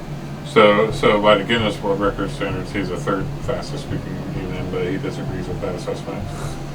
Yeah, John Moshida disagrees, and probably loudly and really fast. Yeah, and he said they cheated. We don't recognize that record either. Where John Moshida Jr. stands over here. I don't even really know if he's right or not. I mean, maybe I'll look into it and these words will be stupid, but whatever. I stand with John Moshida Jr. for sure. 10 toes down for the Micro Machines man. Then we go to Christopher Collins, right, who is Starscream and Laserbeak, right? The voice for that. Ready for this? Have you ever heard of somebody named Cobra Commander before? Yeah, that's the guy who did the voice for Cobra Commander in the G.I. Joe cartoons. Made by the same companies, by the way. But he's actually done other acting roles as well, apparently. So then we come to Casey Kasem, who did Cliff Jumper, right? Legendary radio host and voice of one Shaggy on Scooby-Doo, my friend. So that's another one. Again, another pop culture icon. Big guy at the time in the 80s. He was on top of the world, right? He got big in the 70s and then became what he was in the 80s and then lasted all the way up until like 2018 or some shit like that. Oh, so anyway, Stan Jones, right? Scourge is who he played. Lex Luthor from the OG Super Friends is also who he did. Buster Jones is the guy who played Blaster. He is Winston in the real Ghostbusters cartoon, and he plays Doc in G.I. Joe. You have Eric Idle, who plays Wreck-Gar, an intentionally funny actor, as compared to Judd Nelson, who is an unintentionally funny actor. Monty Python member, fine purveyor of British nonsense and acting. Then we come to Dan Gilvezan, who did Bumblebee. Prolific, as another prolific actor and voice actor. Ed Gilbert, who I forgot to write down who he did, I guess I missed him. Also a prolific actor and voice actor. Paul Eating, who did the voice of Perceptor, right? Prolific actor and voice actor. Are you ready for this, man? This is one that really blew my mind. I had to be like thinking about this for like days. He did Colonel Campbell in Metal Gear Solid, dude. I never played any Metal Gear Solid game. And for me, that was a very formative game for me, Metal Gear Solid. But he is Muramasa in Ninja Gaiden, dude. He is Yukimura in Fire Emblem. Okay, he does additional voices in Murdered Soul Suspect, by the way, which you can see over at Z&W Gaming. He is also Dr. Richard Myers in Doom 3, which is another game you could find on that their channel if you are so interested in those kinds of videos. And then he also does Nathan Vargas, Abraham Washington, and Tree Father Birch in Fallout 3, my friend. So yet again, we have yet another. He's also, by the way, before we're done here, he is Mephisto in Diablo 2. Okay? He is Aldaris in StarCraft, and he is the voice of the warrior in the original Diablo game. And that's what I mean, like, this guy is so connected to video game history. It is unreal. He's voiced some very memorable characters. The warrior voice is goofy and like stiff and stuff like that. I can't pick that up right now, you know, shit like that. But it's still one of those goofy old games that everybody loved and played. Like, Diablo was a sensation when it came out, right? The Scatman Crothers, right? Who played Jazz, legendary musician and actor. He is Halloran in The Shining. He is Mr. Blue in a Twilight Zone, the movie, and then he is Turkey in One Flew Over the Cuckoo's Nest. But yeah, he's a super legendary guy. He was, you know, Halloran in The Shining. It's a pretty legendary role. Another pop culture icon at the time. And then we come to Peter Cullen, who is Optimus Prime and his motherfucking self. He also played, Cliff Jumper. He is also Carr, K-A-R-R on Knight Rider, who was Kit's adversary, right? His literal antithesis, like an evil version of Kit. Peter Cullen played the voice for that. I never watched it, but Isn't that great, though? Like, there's a Knight Rider connection. So he did the voice for the Mogwai and the Gremlins in Gremlins, bro. Wow. Isn't that nuts, right? And he was also Koran and the narrator in Voltron. Only Voltron. Peter Cullen's in Voltron, and I never knew that. But he is the narrator, and he plays Koran, who is one of the kids, if I'm not mistaken. And then he also does Eeyore in a lot of the modern day iterations of Winnie the Pooh. And this is what I mean, like, this cast just keeps going and keeps going. It goes like a rabbit hole. So then we go Victor Caroli, who is the awesome narrator from the original cartoon. It is the year 2005. That's Victor Caroli. And every single motherfucking episode of that cartoon right there at least begins, if not begins and ends, with Victor Caroli saying, "Will the Autobots be able to survive? Tune in next week on The Transformers." And it's like, duh, duh, duh, duh. The guy's a funny narrator. I think his voice is pretty funny. And then we come to Greg Berger, right, who does the voice of our beloved Grimlock. So he is Devlin and Tommy David in Mazinger Z, which is a crazy super robot mecha, right?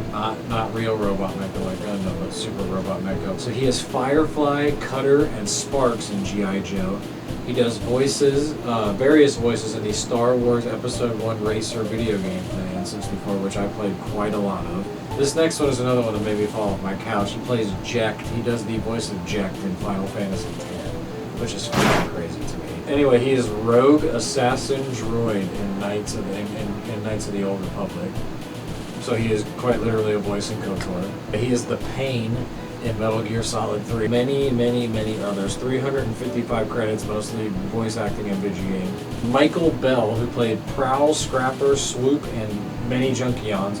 Prolific actor in the 50s and the 70s. Lots of TV work. He's in Get Smart, Mission Impossible, Mary Tyler Moore Show, MASH, Charlie's Angels, The Rockford Files, the 70s animated Godzilla cartoon, Three's Company, the 1984 Voltron. He's Duke in G.I. Joe. He's in the video game East Book 1 and 2. Darkwing Duck. He is Quackerjack in Darkwing Duck. He is Raziel in Legacy of Kain Soul Reaver series. He does various voices in Command and Conquer Tiberian Sun. He is Zan in Harvey Birdman. He is Russian Soldier in Metal Gear Solid 2. He does voices in Ice Age, Warcraft 3. He is the Patriarch in Xenosaga 2. He does voices in Doom 3. He is the Fear in Metal Gear Solid 3. He is Medivh in World of Warcraft, my friend. Cartwright in Darkwatch, which is another game you can see the good and the bad ending for over on ZNW Gaming. He is also Ced in Lost Odyssey, which is another JRPG. Like, holy dude, like all of these. Jack Angel, who is the voice of Astro Train, right? I think the only thing he says is jettison some weight and I'll make it to Cybertron. I'm pretty sure that's his only line. He has like one line in this movie, That's right? my kind of part. So he's Samurai, Hawkman, and the Flash in the OG Super Friends. King Zarkon, who is like the main overarching big bad in Voltron. He is Wetsuit, Mr. McBride, and Thunder in G.I. Joe. He took over as Ultra Magnus and provided additional. He took over as Ultra Magnus in season 3 and 4 over here. He does additional voices in the Smurfs. He does additional voices in the Little Mermaid. He is Rex and Lex in Teenage Mutant Ninja Turtles. Additional voices in 5 Goes West. He is the Liquidator in Darkwing Duck. Ram Mak in Star Wars Dark Forces. He is the Shark in Toy Story. He does additional voices in many, many, many Disney and Pixar movies. He is the narrator in a game called Killer 7, which, by the way, Dash Frame, if you're still watching us like years on, I still do have that game and I still do plan on getting it done. I just need to make my PlayStation actually be able to spit out good stuff. So that's going to be coming to Z&W Games at some point. But anyway, he's the narrator in that game. Dash Frame requested it from us forever ago. That's the only reason I know it exists.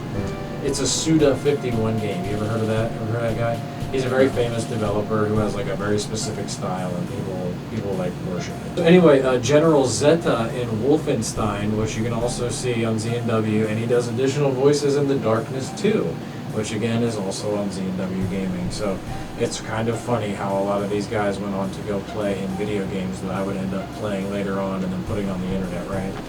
Funny how life works out like that. God works in mysterious ways. Finally, the guy who played Krennic, his name is Norman Alden. Prolific actor, 255 credits over 5 decades. He's in Leave It to Beaver, The Rifleman, The OG Nutty Professor, Sir Kay and The Sword in the Stone, Hawaii Five-0, Mod Squad, the TV show, not the movie, Gunsmoke, Kojak. He is Aquaman and Bald Scientist in OG Super Friends. He's in Charlie's Angels, the A-Team, Falcon Crest, and he is Cameraman Bill in the movie Ed Wood, which stars Johnny Depp as the filmmaker Ed Wood, who is really the first so bad it's good filmmaker. Crazy though, right? Yeah. Like I said, I was about to blow your mind with like some of these connections like this. Sounds like a lot of them worked on similar projects. Yeah, lots of G.I. Joe, yeah. So they probably all worked with each other before. They go on to work with each other down the road. Well, you're kind of right, because they all kind of got together on this. And that G.I. Joe, the G.I. Joe movie that I have over there too, it's another commercial for toys, right? But like in another movie, and it was made right alongside this. It's the G.I. Joe movie. And it makes sense. So they would all, literally work with each other on like all these projects right here. Some of them would go on, like Colonel like Perceptor goes on to be Colonel Campbell and shit. Grimlock is Jecht. Like it's so crazy. And those are like 2 of my favorite characters, and I had no idea that they were united by the same exact voice actor. And honestly, that's just another instance of Final Fantasy X having like one of the best voice acting casts. The guy that does Bender is Waka, right? So that's what I mean, like, Frank Welker is Nibbler and shit too, so. Alright, moving on to the actual second, which is actually the first question. What do you, sir, think about the music in this? I want to hear what you think. Yeah, it's a lot of metal. I think parents would be horrified if their children watch that movie, not for anything that happens in the movie, but for the music in the movie. Well, there's a lot of death. Yeah, that's probably nothing compared to the music. That's like some straight satanic, like crazy nonsense. Like they're going straight to hell for listening to that. I guess. Yeah. Jesus is going to kick in this door right here that's not existent behind me and take us both to heaven. We're going to get raptured right here on the spot. I think I agree, and it's something you brought up this when we were watching it just a little while ago, and I think that you're right that this would have like set off a lot of alarms with the satanic panic, and they would have been so overly concerned about this that never mind that there's a scene where Galvatron literally screams "die" at this Transformer and murders him. The robots, yeah. Hey mom, it's robots. It's still like a little monkey see, monkey do level. You're still laying out some interesting precedents right there with all the death. But yeah, so anyway, the music, right? So my particular thoughts on it was super formative for me.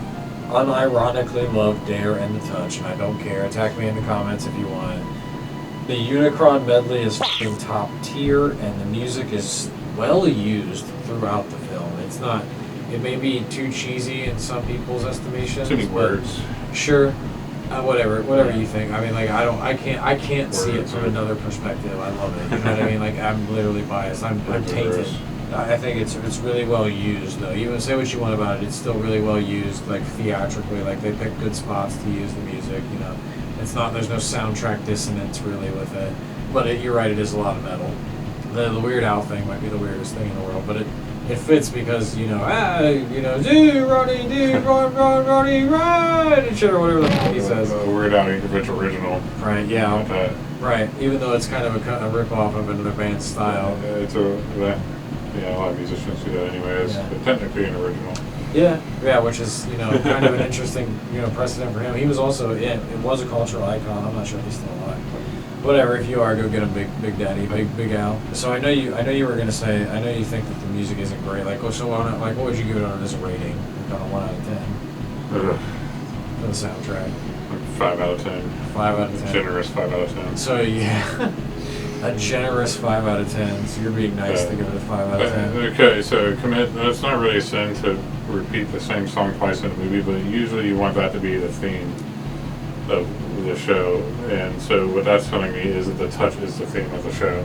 Even though there's a whole song called "The Transformers" theme that we hear, that we start now. It said they want to touch me for some reason. I don't want to touch. It's weird.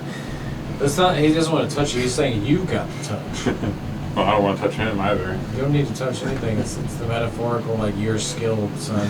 You're good. You got it. You we got to touch people. You get good. It's just the touch.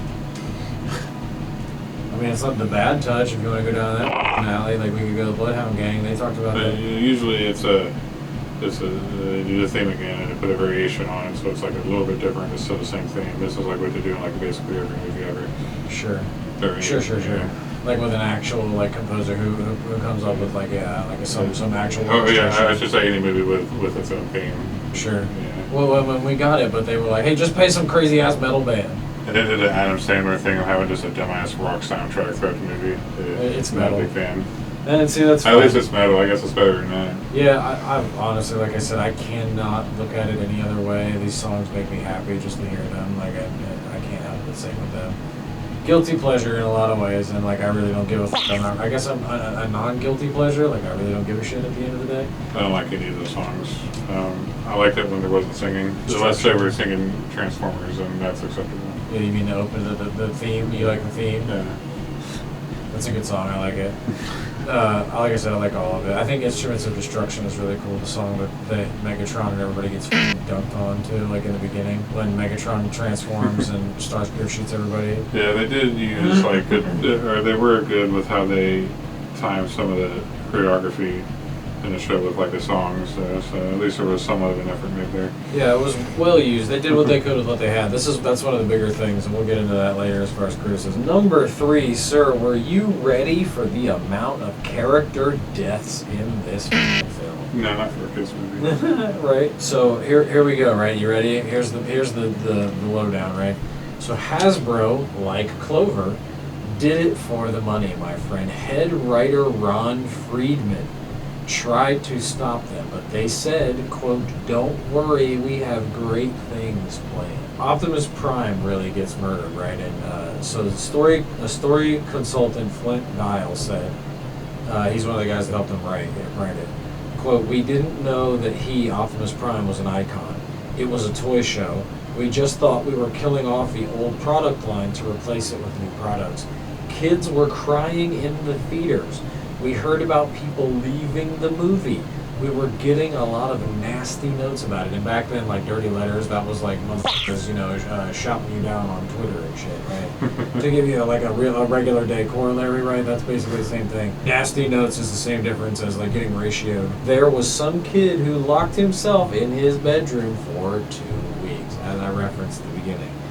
Some are still out there, and I gotta mention, there's a Hostel review on IMDb that I'll put up on the screen where this guy, I'm not gonna read it. It's some Hostel review where some guy's like big mad over all of his childhood toys getting destroyed. All of his childhood friends, like his childhood best friends, were destroyed that day, and it ruined his life, and he's hated it ever since. He goes on to give like this crazy diatribe about it. He's got a touch of something. Yeah, he got the touch. Yeah, he sure got the touch. And it gets worse, right? So Ultra Magnus was originally supposed to be drawn and quartered, dude. It was also proposed that the entire original 1984 squad die in a single charge against the Decepticon. All of them in just one shot. Which is crazy. What do you think about that? Yeah, it's pretty wild. Who stopped them from doing it? Nobody. They all died. And we got a bunch of new people. Optimus doesn't come back until until pressure from them in the 3rd season. I thought you were saying that the original plan was to kill everybody at once. Yeah. Yeah. Yeah, they were just them from doing that. I guess the writers, I guess, hopefully, they were like, look, we can't do that, dumbass. Like, I imagine. How can we increase toy sales? Right, and that's where we're at with it. So moving on, like, I guess it's handled a little differently in the Japanese continuity, because the movie apparently came out there in 1989, and they tied in season 3 and 4 to the movie and ended in a different kind of way, I guess. I'm not sure, but anyway, for reference, the OGs who died were Brawn, who I have a star next to because he was very, very beloved. He's the, he's got like a green back and he has like a yellow front torso. I think he's the first dude that takes a shot in the chest. But anyway, on the shuttle, right, the doomed trip to Autobot City, Brawn, Prowl, Ratchet, and Ironhide in the first 10 minutes get murdered, right? Brawn and Ironhide were also big ones. Prowl and Ratchet to a lesser extent as far as like popularity, but Brawn and Ironhide were popular. Then Wheeljack and Windcharger get murdered off screen, and the only way we know that they're dead is we see RC grabbing their bodies and, you know, being like, oh my god, this is crazy. And again, Wheeljack's got a star next to him, my man. And it's because Wheeljack was an extremely beloved character, like I was telling you earlier. He was like their tech guy. He literally came up with he was the guy who created the Dinobots. Wheeljack was that dude. He was the brains, for sure. Optimus Prime was definitely the leader, but Wheeljack was the brains. Then Optimus Prime and Megatron get killed in a very, very awesome way, and a lot of people still weren't ready for the Optimus Prime to die like that. Skywarp, Thundercracker, Shrapnel, Bombshell, and Kickback all get transmogrified into new toys. Starscream went poof. Shockwave crashed on Cybertron. Got crushed on Cybertron, like I was saying before, when Unicron slams his hand down there. He actually kills Shockwave. Thrust, Ramjet, and Dirge all get ate up by Unicron. Remember when the jets try to fly at him and he chomps them? Yeah. That's what those guys. Those are the names of those soldiers who threw their lives down for the good of Cybertron. Thrust, Ramjet, and Dirge. Optimus and Starscream return in later seasons of the TV show. Starscream's ghost literally possesses Galvatron. I forget how it happens, but I think he forces him to make a new version of him. He goes to Unicron's floating head and uses something in Unicron's brain to like transmogrify like a new body for him. And then Starscream's back, and then still a bitch member of the crew and shit. They're just like, how do we get him back? Okay, he's a ghost. So Starscream's ghost literally comes back, and Optimus Prime also gets reanimated too, and it's like a thing that the enemy does to fuck with them, and he's like Bizarro Optimus, who's like crazy and wants to kill them all. But they end up like, it's like a 2-part episode, and they end up like waking him up in the end and getting him come back to life. I've never personally seen 2, 3, and 4. I've seen the first season. I've watched a little bit of season 3 on the Hasbro Toy YouTube channel because they have it up 24/7. You can just watch it for free. And it's I watched a lot of them. I told you about that one where they literally try to send Galvatron to like therapy on that planet, where they lock him in a cage and try to like therapeutically reason with him. But then they figure out that he's like beyond reason and like doesn't give a shit. Season 3 is always stupid and goofy like that. Speaking of the G.I. Joe connection, there's an episode where Galvatron makes a deal with Cobra Commander. But that's a fun bit of crossover right there where I think it's hilarious. Question number 4, other than Grimlock, who should be everyone's favorite, which Transformer did you like the best, Zach? Oh man, I don't know who besides Grimlock, because Grimlock would be my only choice. So that's why I tried to take it away from that. So who do you think is cool other than Grimlock? Oh man. Would you like some choices, some other good choices that I came up with? Like what? So I think Soundwave is really cool. Soundwave superior, Constructicons inferior. That guy has a little dudes that pop out of his chest. Soundwave is a good choice, and conversely, Blaster, who is the Autobot version, remember No Way 2 can play, and then he says sick 'em, and then he pops his own little cassette guys out of his chest, which we kind of glossed over that fight, which is kind of crazy. Yeah, Soundwave and Blaster have like a cassette guy Transformer fight. Perceptor's really cool, the guy that turns into a telescope. He's a little bit, high-minded and a little too highbrow. Springer, I also think is really cool. Leader, good dude all the way around. Triple Transformer too, with the car and the helicopter. And then you got Shockwave, who sadly doesn't get a lot of airtime in this one. He's big in season 2. I like him because he turns into a big giant purple laser gun. Those are all good choices. I mean, Starscream's kind of a weasel. Astro Train's cool. Devastator is also a great choice if you want to go with that. Even Blur if you like the fast talking more shit. Blur's kind of cool if you think about it. He moves way faster than everybody else. That's crazy. I never even considered like a second most favorite gun. It was just Grimlock and that's it. Grimlock and that's it. What a faithful monogamous character you are with. Like I even have like a bunch of. I think I have a saved eBay search, like a bunch of eBay searches for like Grimlock shit too. Like never looked up any other Transformer. Right, he's great, dude. Grimlock is fucking amazing. That Greg Berger, dude, the burgers, man. He delivered, bro. Burgers. I mean, his voice acting kind of makes it like it's great. Like it's could be like he knows what he's doing. It's all tongue in cheek. Megatron even is pretty cool if you really want to get down to it. As far as like how powerful he is, he's kind of a bitch and kind of loses all the time though. So yeah, how's he lose all the time if he's that good? Because Optimus Prime is better. He almost wins. He very nearly wins almost every single time, just like this last time. This is very much a continuation of the series because it's the same people that wrote the show, wrote this movie. Luckily, this is such a world-breaking question. This is great. Gosh, I'm brain caving right now. I think there's a tier list. Like I said, I think all the ones I listed are in the best tier. The rest of them are side characters like Dirge and Skywarp and Kickback, Brawn, and all the other dudes that get killed. I really don't think anybody that gets killed unless it's Optimus or Megatron is up for best. You know what I mean? It's obviously Grimlock. By the way, Wheelie is not up for best either. Wheelie sucks. I don't really like Wheelie. Oh yeah, the tiny boy.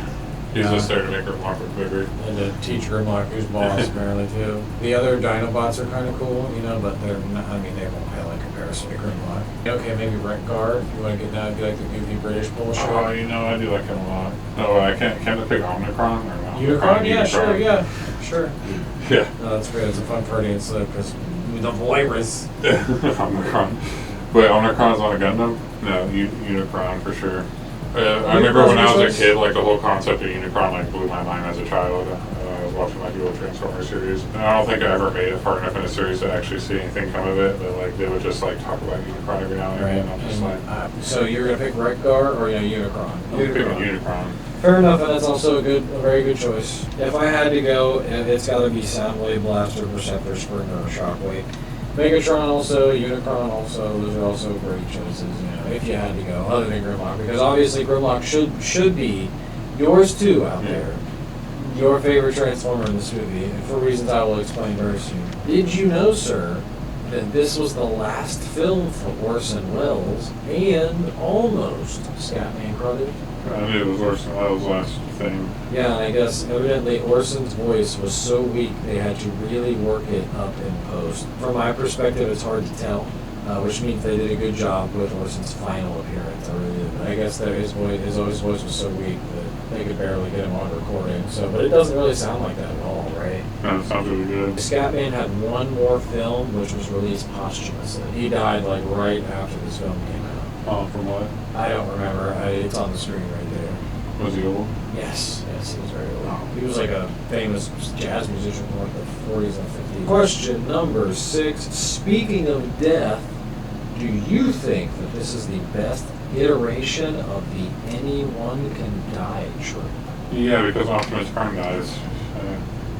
I mean, if you kill the main character, that means nobody's got Pop Shield. So I was trying to think of like other examples. Another is an anyone can die. Yeah, or Death Note. Yeah. When he got killed. Spoiler alert, but that's pretty anime at this point. I've never seen it or whatever, so like whatever, but that's cool. No, they killed the main character in that. Oh wow. But yeah, so that's interesting. Interesting thoughts, sir. Thank you for sharing them. So I'm going to say that it was used well, but for greedy reasons. It stands up there, Zach, with Gundam and that this is probably the most well-executed and well-made exercise in corporate greed ever. Alright? In other words, this is the greatest toy commercial ever made. Modern Hollywood would do well to take notes here. I know that I'm shouting into the void, and there's a couple of fine anime enthusiasts out there who continue to watch us. Thank you. We appreciate you people. But man, if this video ever gets to somebody in Hollywood, man, this is the blueprint, y'all. You don't need anything other than this. Like, and you don't have to inject any goofy politics into it either. Guy go get thing, guy save universe. Yeah.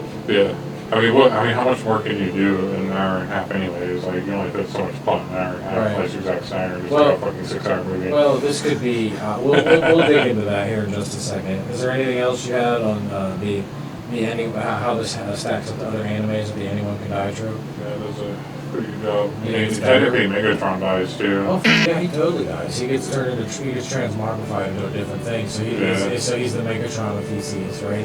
Is he still Megatron, or is he Galvatron, right? The ship of Megatron. the Decepticon of Theseus. Right, I guess that's more fair, right? To take it away from the specific and take it up to like the categorical, like the ship of Theseus, right? I think, like I said, it's up there with Gundam, and Gundam's just like that too, where anyone can die. So off-screen murders is always something that's like really shocking in any context. Sure. When they just start killing off them characters off-screen. Right. Well, and that's always a pretty cool move by writers and directors. And I guess so. Here's I guess is a good place to mention this. There's a guy on YouTube actually. I will put his channel up right here, who has quite literally taken the like the deleted scenes and like the cover art or the storyboard art from the deleted scenes and reanimated them without sound, because the guy loves this movie that much. That's like probably the one guy whose level is higher than mine in this movie. Which says it's a rare person that knows more about this movie than me, for sure. Especially now that I've done this research. He animates a scene that was cut out where Megatron was supposed to be breaking in with, you remember how, their defenses are broken, let the slaughter begin, and then Devastator rips the fucking wall apart, right?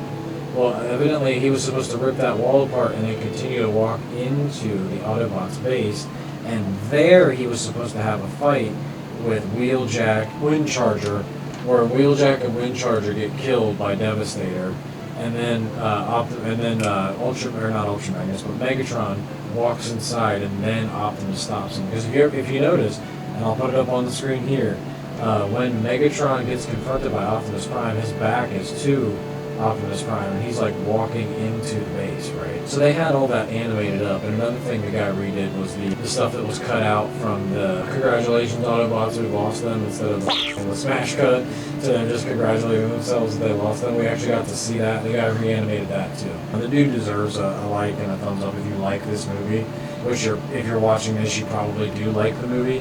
If you don't just like our commentary on things. And again, if you do like our commentary on things, we appreciate you.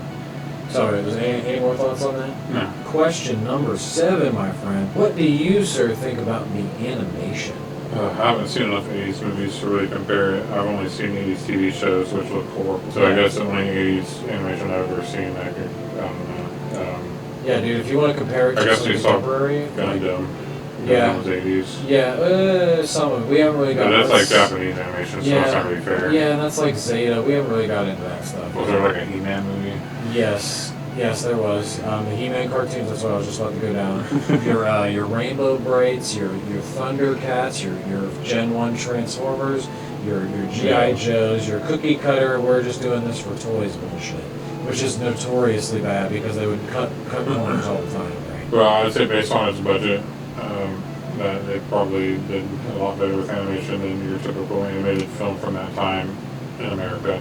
I think they did a marvelous job, like specifically with all of the Unicron everything, literally almost everything to do with Unicron is extremely well animated, and it looks awesome, even still to this day. The melting robots. Yeah, that was also pretty tight.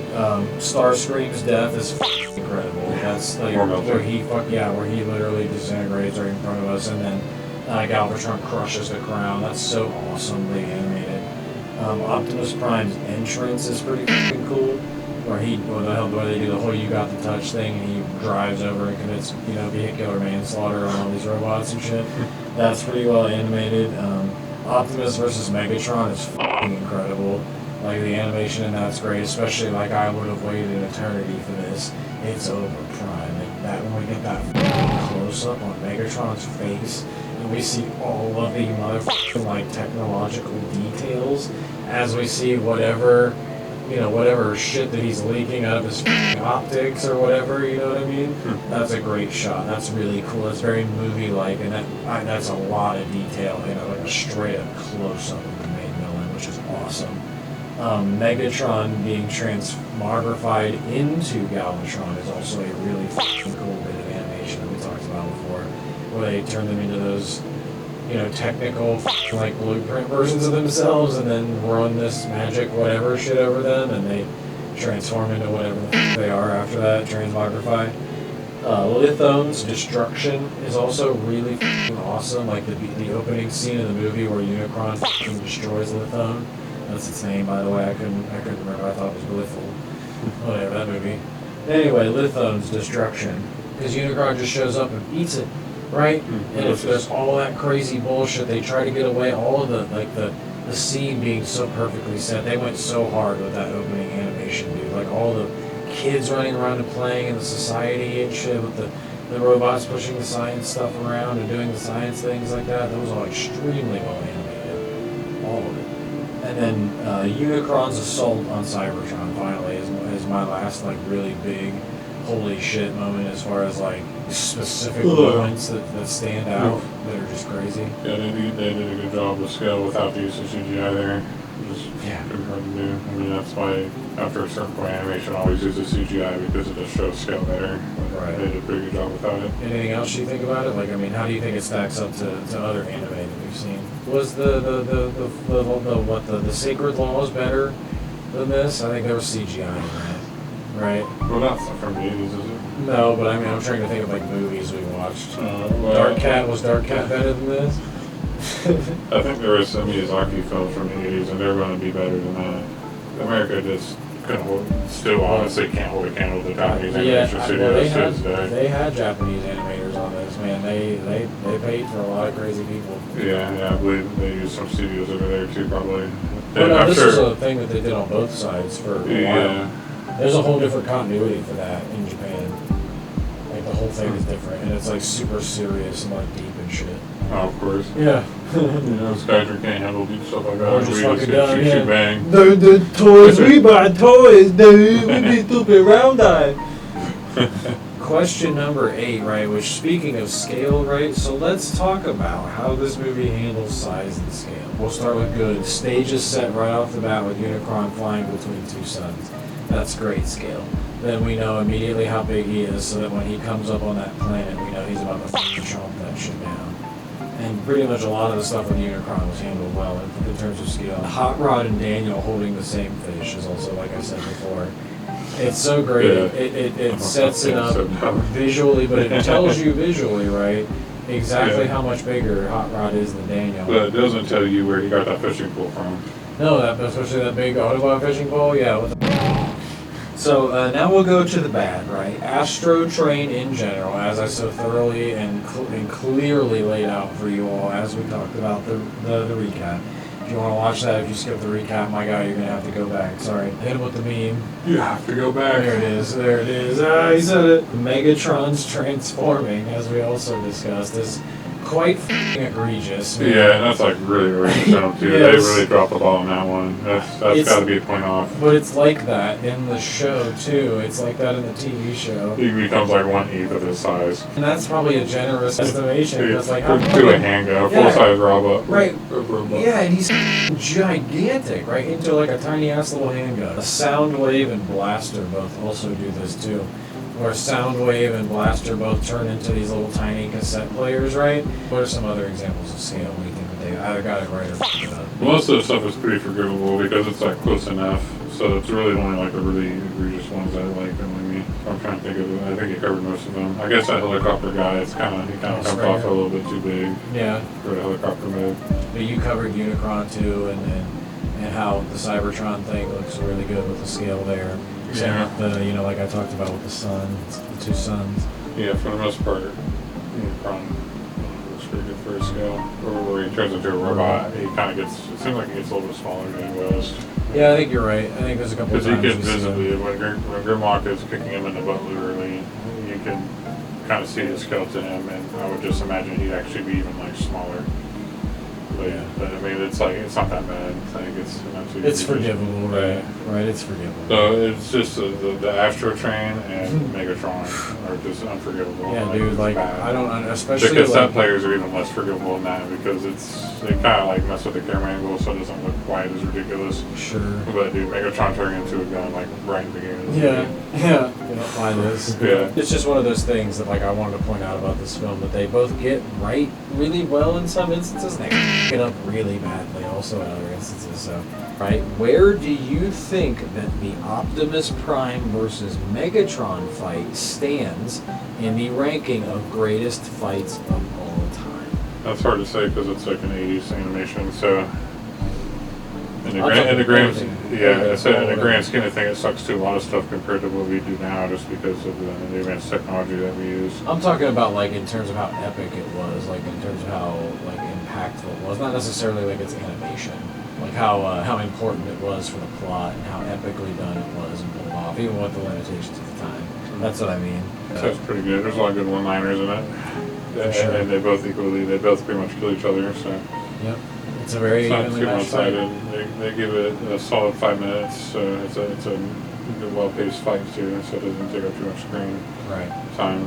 We brutally compressed it, but Zach is right. It's a very epic fight. Like in the recap, we brutally compressed it, but it's a very, very awesome and just epic fight, right?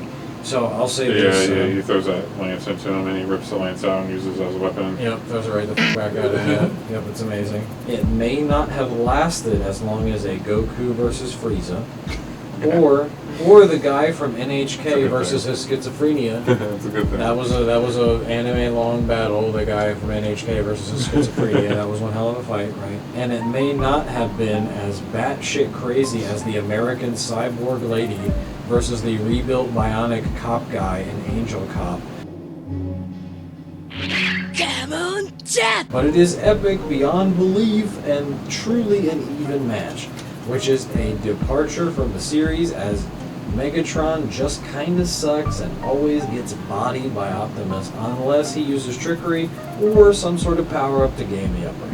He'll get a good one off every now and then, but usually like as soon as Optimus Prime shows up, if there's not some cheating like backhanded like thing he's done to power up, it's game over as soon as Daddy's on the scene. And I think also that's one hell of a never at the end when I would have waited an eternity for this. It's over, Prime.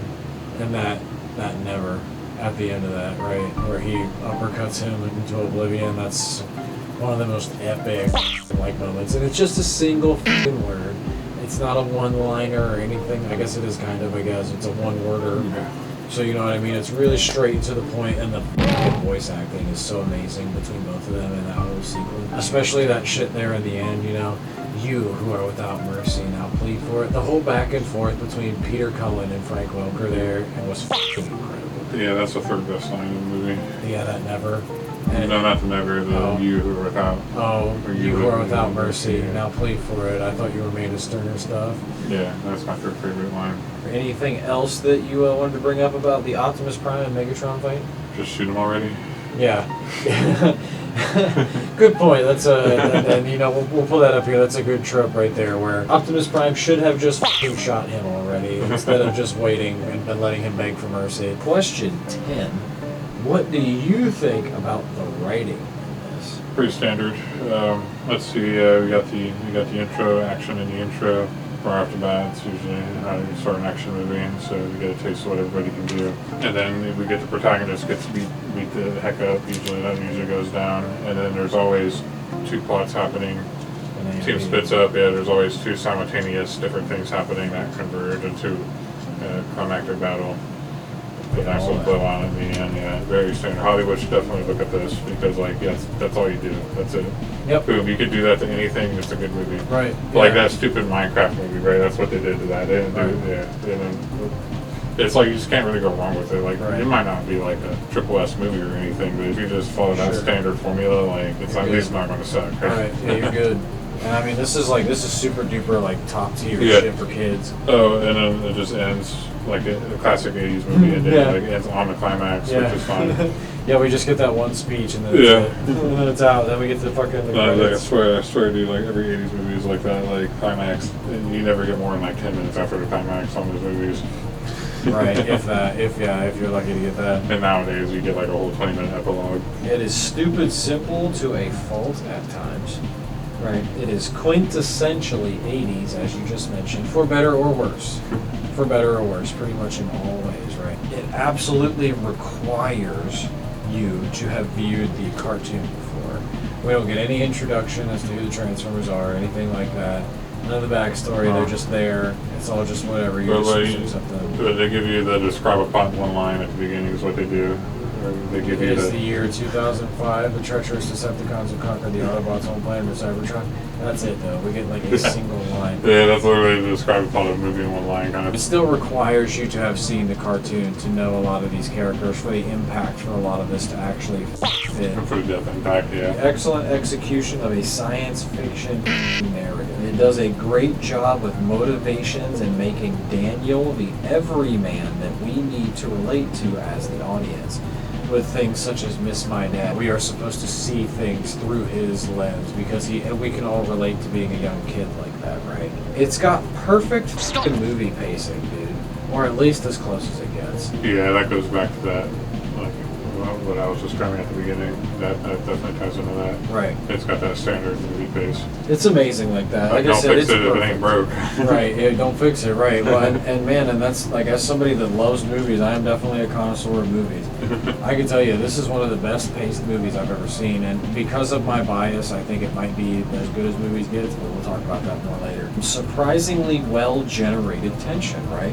So normally, we all know each Autobot is going to survive each episode, and we all know that they can just as easily be fixed because they're just machines, right? Wrong here, dead wrong. Since the movie opens with an entire planet getting turned into a piece of Ferrero Rocher candy, and all of its Transformers being the delectable nuts for the Unicron, followed by Megatron and the boys absolutely positively genociding or technociding the Autobot, all of which culminates with the viewer being able to think, damn, I know they're unstoppable killing machines, but they can die too, which adds a layer of tension and intrigue that would otherwise not be there.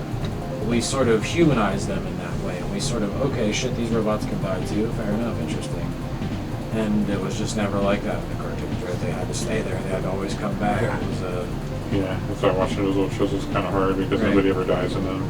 Yeah, sure. There's no real like gravity to the decisions, right? I think it really it does the science fiction stuff really well, and it generates the tension in a really nice way, and it makes it very palatable for basically anybody. The barrier for entry here is very low. Like, you don't have to pay a lot, right? This is not a high investment film, but you can still get some enjoyment out of, right? Yeah. Because it's basically a big dumb action film, but with Transformers. Yeah, you just really have to pay attention to the part where they escape Robot City or whatever. Quintessence? Yeah, Oh, and then when the Autobot ship City. split up, when they split up, like if you're not paying attention on that spot, it's a little confusing if you haven't seen it. You could probably get away with not paying too much attention on other spots, but if you don't pay attention there, it gets really confusing really fast. Like There once you you go. start paying attention again. You heard it from the horse's mouth right there. Yeah, you're just like, wait, why are these guys on this planet? What's going on? Question number 11. This is analyzing criticisms, right? So now I want to dig into some of the criticisms of this film, and we will use Zach as the neutral arbiter to see if they are felicitous criticisms or baseless bullshit by itty-bitty whittle babies with hooded feelings. Alright, I did say that the right way, that's coming back. Criticism number 1. Unicron and the Matrix are never completely explained until season 3 of the cartoon, right? My assessment is, that's fair. We get a little explanation about but who made them both, and Unicron's larger motivations are just never addressed in the movie. Do you think I'm on board, or is my bias leading me astray? It's like Unicron is supposed to be this being that is like even beyond your comprehension, right? So not- like, how well- could you really even know his motivations? I guess. I don't know. Yeah, but well, no. So, but like the Matrix and him, they're kind of important. they're never fully explained, or what is the Matrix derived from? How the f does it get its power? Like, you know, sure, you probably shouldn't be digging too deep in a big dumb action movie from the 80s, you know what I mean, to look for cerebral plot lines like this, but I think this is fair, because in movies, this is a rule you generally don't want to break. You want to have your villains set up and you want their motivation to be extremely clear. Unicron's motivation just seems to be am hungry and destroy Matrix. Why though? Oh, that part's clear, because he comes out and he's like, that Matrix. But why he's so fixated? I mean, obviously apparently it's the only thing that can destroy him. The point that I guess they're getting at is that in movies, let's take Sudden Death, right? It's a Jean-Claude Van Damme movie, right? Where this crazy fucking CIA agent goes rogue and takes over the arena where the Pittsburgh Penguins play their hockey, and he's threatening to kill the Vice President of the United States unless they give him an absolute ton of money and his own jet so he can jet off somewhere and create his own country. In that movie, I know I just explained his motivations very clearly because he explains that. We get to see through his actions a lot exactly what his motivations are and why he's doing what he's doing. Obviously, I think maybe it might not be a great comparison because, like you said, Unicron is like some omnipotent being and shit in a way. And I guess it's kind of hard to wrap your mind around that, but it's really kind of not obvious that he's omnipotent unless you really think about it. Yeah, I was only suggesting maybe it was on purpose to be that way.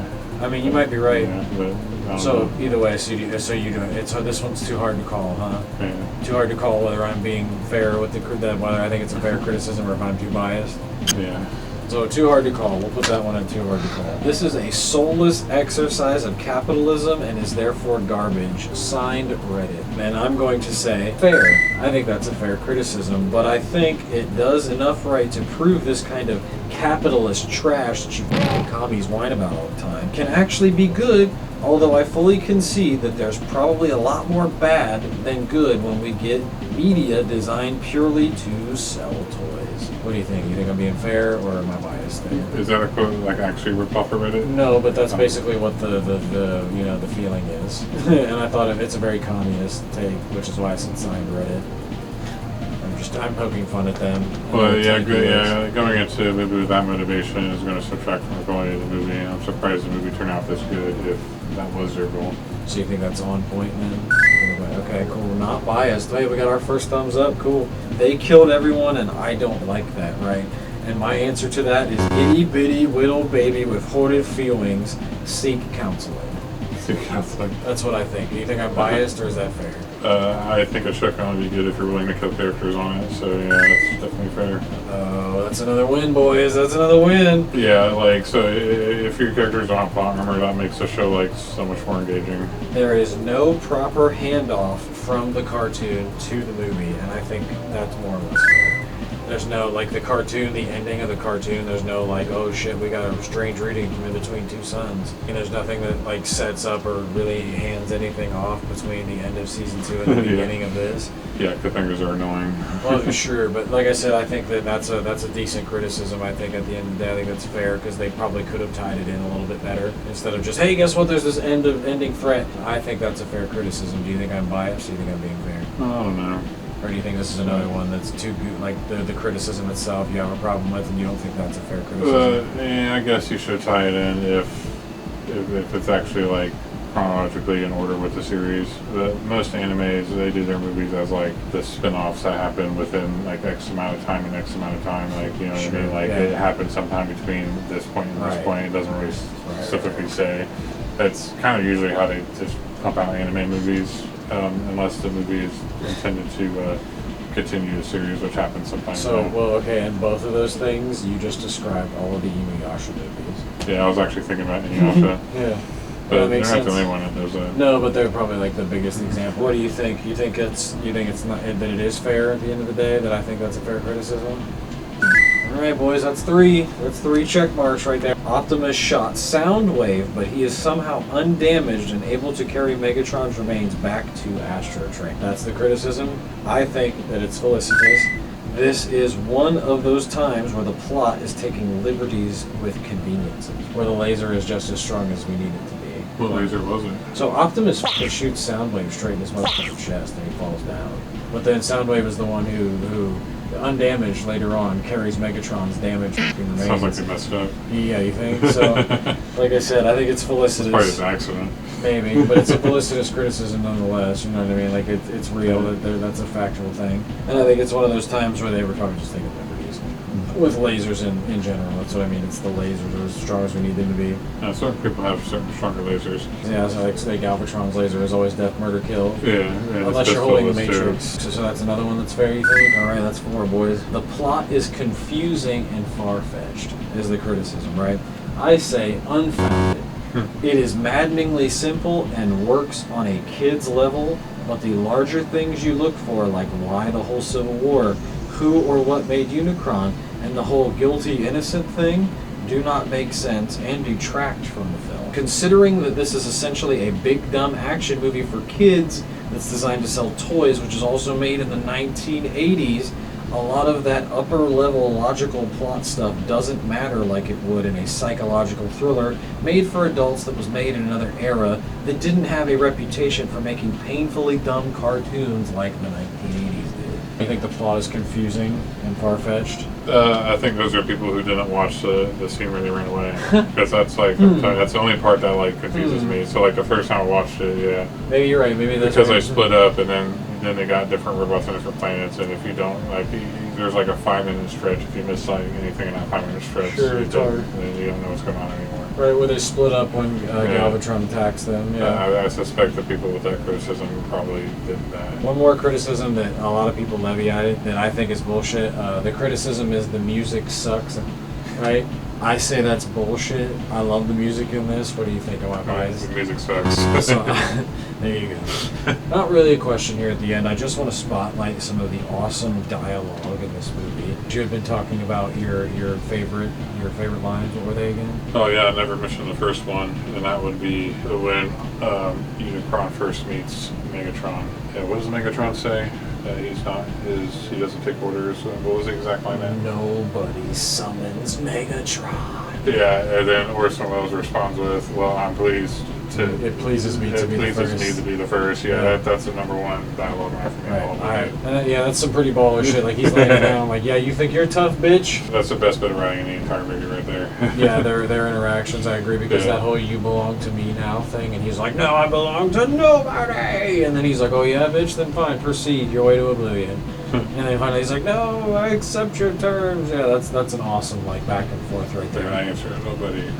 Right, basically, effectively. But you realize that moment, right? That then creates the traditional relationship of big bad and dragon, right? "Spare me this mockery of justice" is the righteous indignance that he says that with is just awesome. Yeah, definitely top 5. I have nothing but contempt for this court, as Zach said. I think that was your #2, right? Yeah, because I want to do that in real life. Also, me Grimlock, no bozo, me king. That might be my #1. Actually, I think my #1 is More Than You Imagine, Optimus Prime. It's so, like, just evil villain. It's amazing. Dude, he definitely shakes his fist at least 3 times. Yeah. Oh, yeah, like when the Dinobots, like, blow fire at him, and he's, like, flying by. He's Galvatron. Yeah. He does that. But no, I guess that's still a little bit of the Megatron left in him, right? He's still shaking his fist. Optimus is never, and that back and forth too, like the whole back and forth between Megatron and Optimus is so awesome. The dialogue is so goddamn epic. I would have waited an eternity. I mean, the whole, you who are without mercy, and I'll plead for it. I thought you were made of sterner stuff. And then after he shoots him, fall. Especially after one shall stand, one shall fall. It's like the ultimate, like, gauntlet on the ground, like, bitch, we fight it, right? Like, oh shit, like, okay, it's on blast like that immediately, and it was. But then that whole, I would have waited an eternity for this, and then the close-up, it's over, Prime. And then him saying never, like uppercutting the fuck out of him with like an axe handle punch kind of thing. Whatever that was, didn't look like it felt good for Megatron. Galvatron's no as Unicron goes to destroy Cybertron. For a time, I considered sparing your wretched little planet of Cybertron, but now you shall witness its dismemberment. And then we get Leonard Nimoy screaming no at the top of his lungs. We All Must Die Sometime is also another big time favorite of mine. Also, I want to take this time out specifically to ask, can someone who speaks fluent limey Brit please translate whatever the flying like Grah says, please? The only thing I understand is "Ba weep Grah, na weep Ninny Bong." That's all I understand. welcome to the review, the final section. I think you should go ahead and rate this first and give us your final thoughts on it here. Yeah, it's just so hard to rate stuff from the 80s. Like, I can't look at it with like a fair eye because, you know, I'm in the year 2025 looking at something from the 80s. 40 years on. Yeah. Definitely loses points for the music. A lot of movies that are continuations of TV shows usually suffer because of that too, so that always takes away from it. But they seem to do pretty well over coming in with like a budget. Yeah, put a lot of money into it. Want their way out of it, maybe? Yeah, and you can kind of watch it without knowing anything about it. So what do you think? What do you think out of 10? I would say middle of the road, but probably to you it's like a 5 out of 10 is what I figured you would land on. Or maybe like a 4 out of 10 because of the music. I'm taking 2 points off for music. Because He's already dead. Stop it. I mean, that's the only thing that really offended me about the movie, I think. And the rest of it was like, you know, boilerplate, that'll be good enough, right, basically. Yeah, the animation's pretty good for the time. I mean, it's kind of cool seeing like the hand-drawn animation play out with like a big budget kind of thing, seeing how they approach that. So there's definitely a lot of good limits with the animation. So yeah, I'll give it like a 7 out of 10. Wow. Damn, and you took 2 points off of the music? Damn, Yeah. so it would have been a 9 out of 10 otherwise if the music was better. Interesting. Yeah, if they just didn't have metal, or no, just didn't. The touch and Too many songs with words, and they put a touch twice. That was a bad move. It should have been like a theme song specifically for that Autobot or something if you're gonna like run it twice like that. What if they instead of played just being like some random ass metal song. Well, like, You what got if the they touch. played? What if they played? That's not a metal song. That's a rock song for sure. It's like a yacht rock Glam song. rock.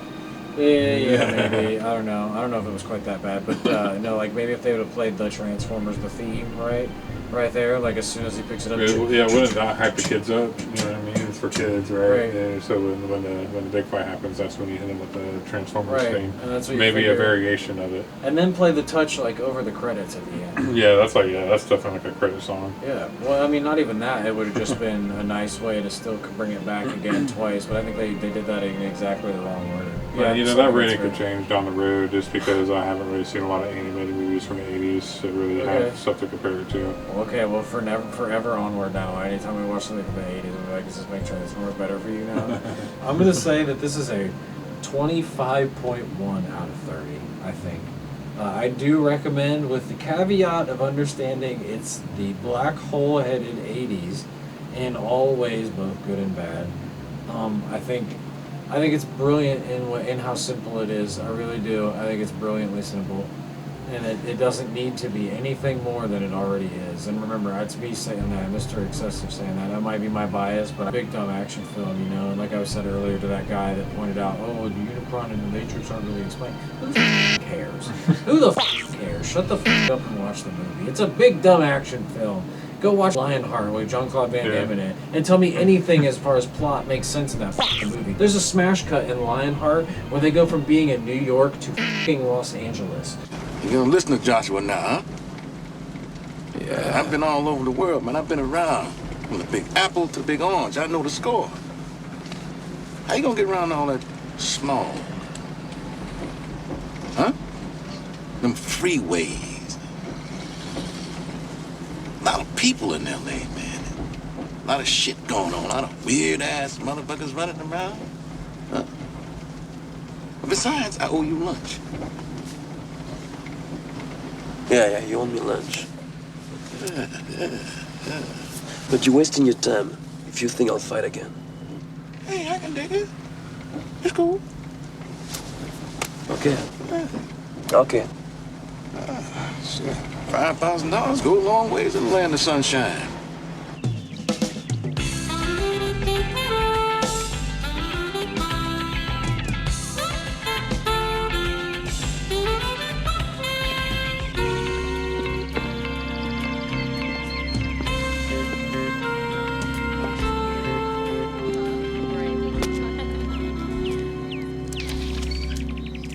But it's fine. It's fine. It works as a film because he beats the shit out of everybody and he does it well. But the plot of it doesn't make any sense. But now, if you want to reach the highest heights of fantastically well put together, awesome action films, then you'll get something like a Sudden Death, man. Sudden Death is about as perfect as movies get. I'm talking about pacing, writing, and everything. They tie the plot to the different periods of the hockey game, dude. Like down to that level of execution. It's incredible. The plot's good, the acting's good.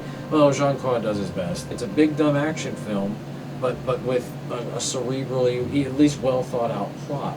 With a villain who has good motivations, and it's all very cleverly contained in one location, so you don't have to worry about how you got from LA to New York. You only got 90 minutes. Right. They're not cramming too much on there. You can't have like a cross-country fucking like montage at least or something. Like, dude, it kills me. It was nothing. It was a smash cut. All those movies are fine, but Sudden Death ascends to a different level of action film because the plot is so well thought out. It makes it exceptional because it actually has a well thought out plot. And remember, boys, that the exception proves the rule. So if the exception is that the plot is well thought out, then the rule is that it's not, and that it's dumb. These people that want to criticize it for that are, if you came to this for Shakespeare and you got me Grimlock, no bone, no me king, I understand that you might think this is stupid. I think the plot is well handled, and I think that they did a brilliant job with how stupid this shit is, right? Like I said, 25.1 out of 30. Would recommend, but do understand you're getting into brain rot. Thundercats level of brain rot, I would say even. Maybe a little bit better than that, but in the same neighborhood. Definitely right down the street from Thundercats brain rot. Our good channel friend, BioGundam, here's his channel as well. Go like and subscribe. He's cool. He makes interesting things. Deep dives into anime and stuff like that too. He suggested a list of anime, like a certain list of anime that we go over from the 90s on the back of us doing Infinite Revios. Zach and I looked through them. We will definitely be doing a lot of them. But the one that we picked and the one that we landed on and the one that kind of just ended up landing in my lap as far as like finding a good version on eBay is Generator Gall. I've never seen this before. This takes place in October of 2007, so 2 years later than the events of this movie that we just watched. I'm pretty excited to watch this. I'm told it has to do with time travel, right?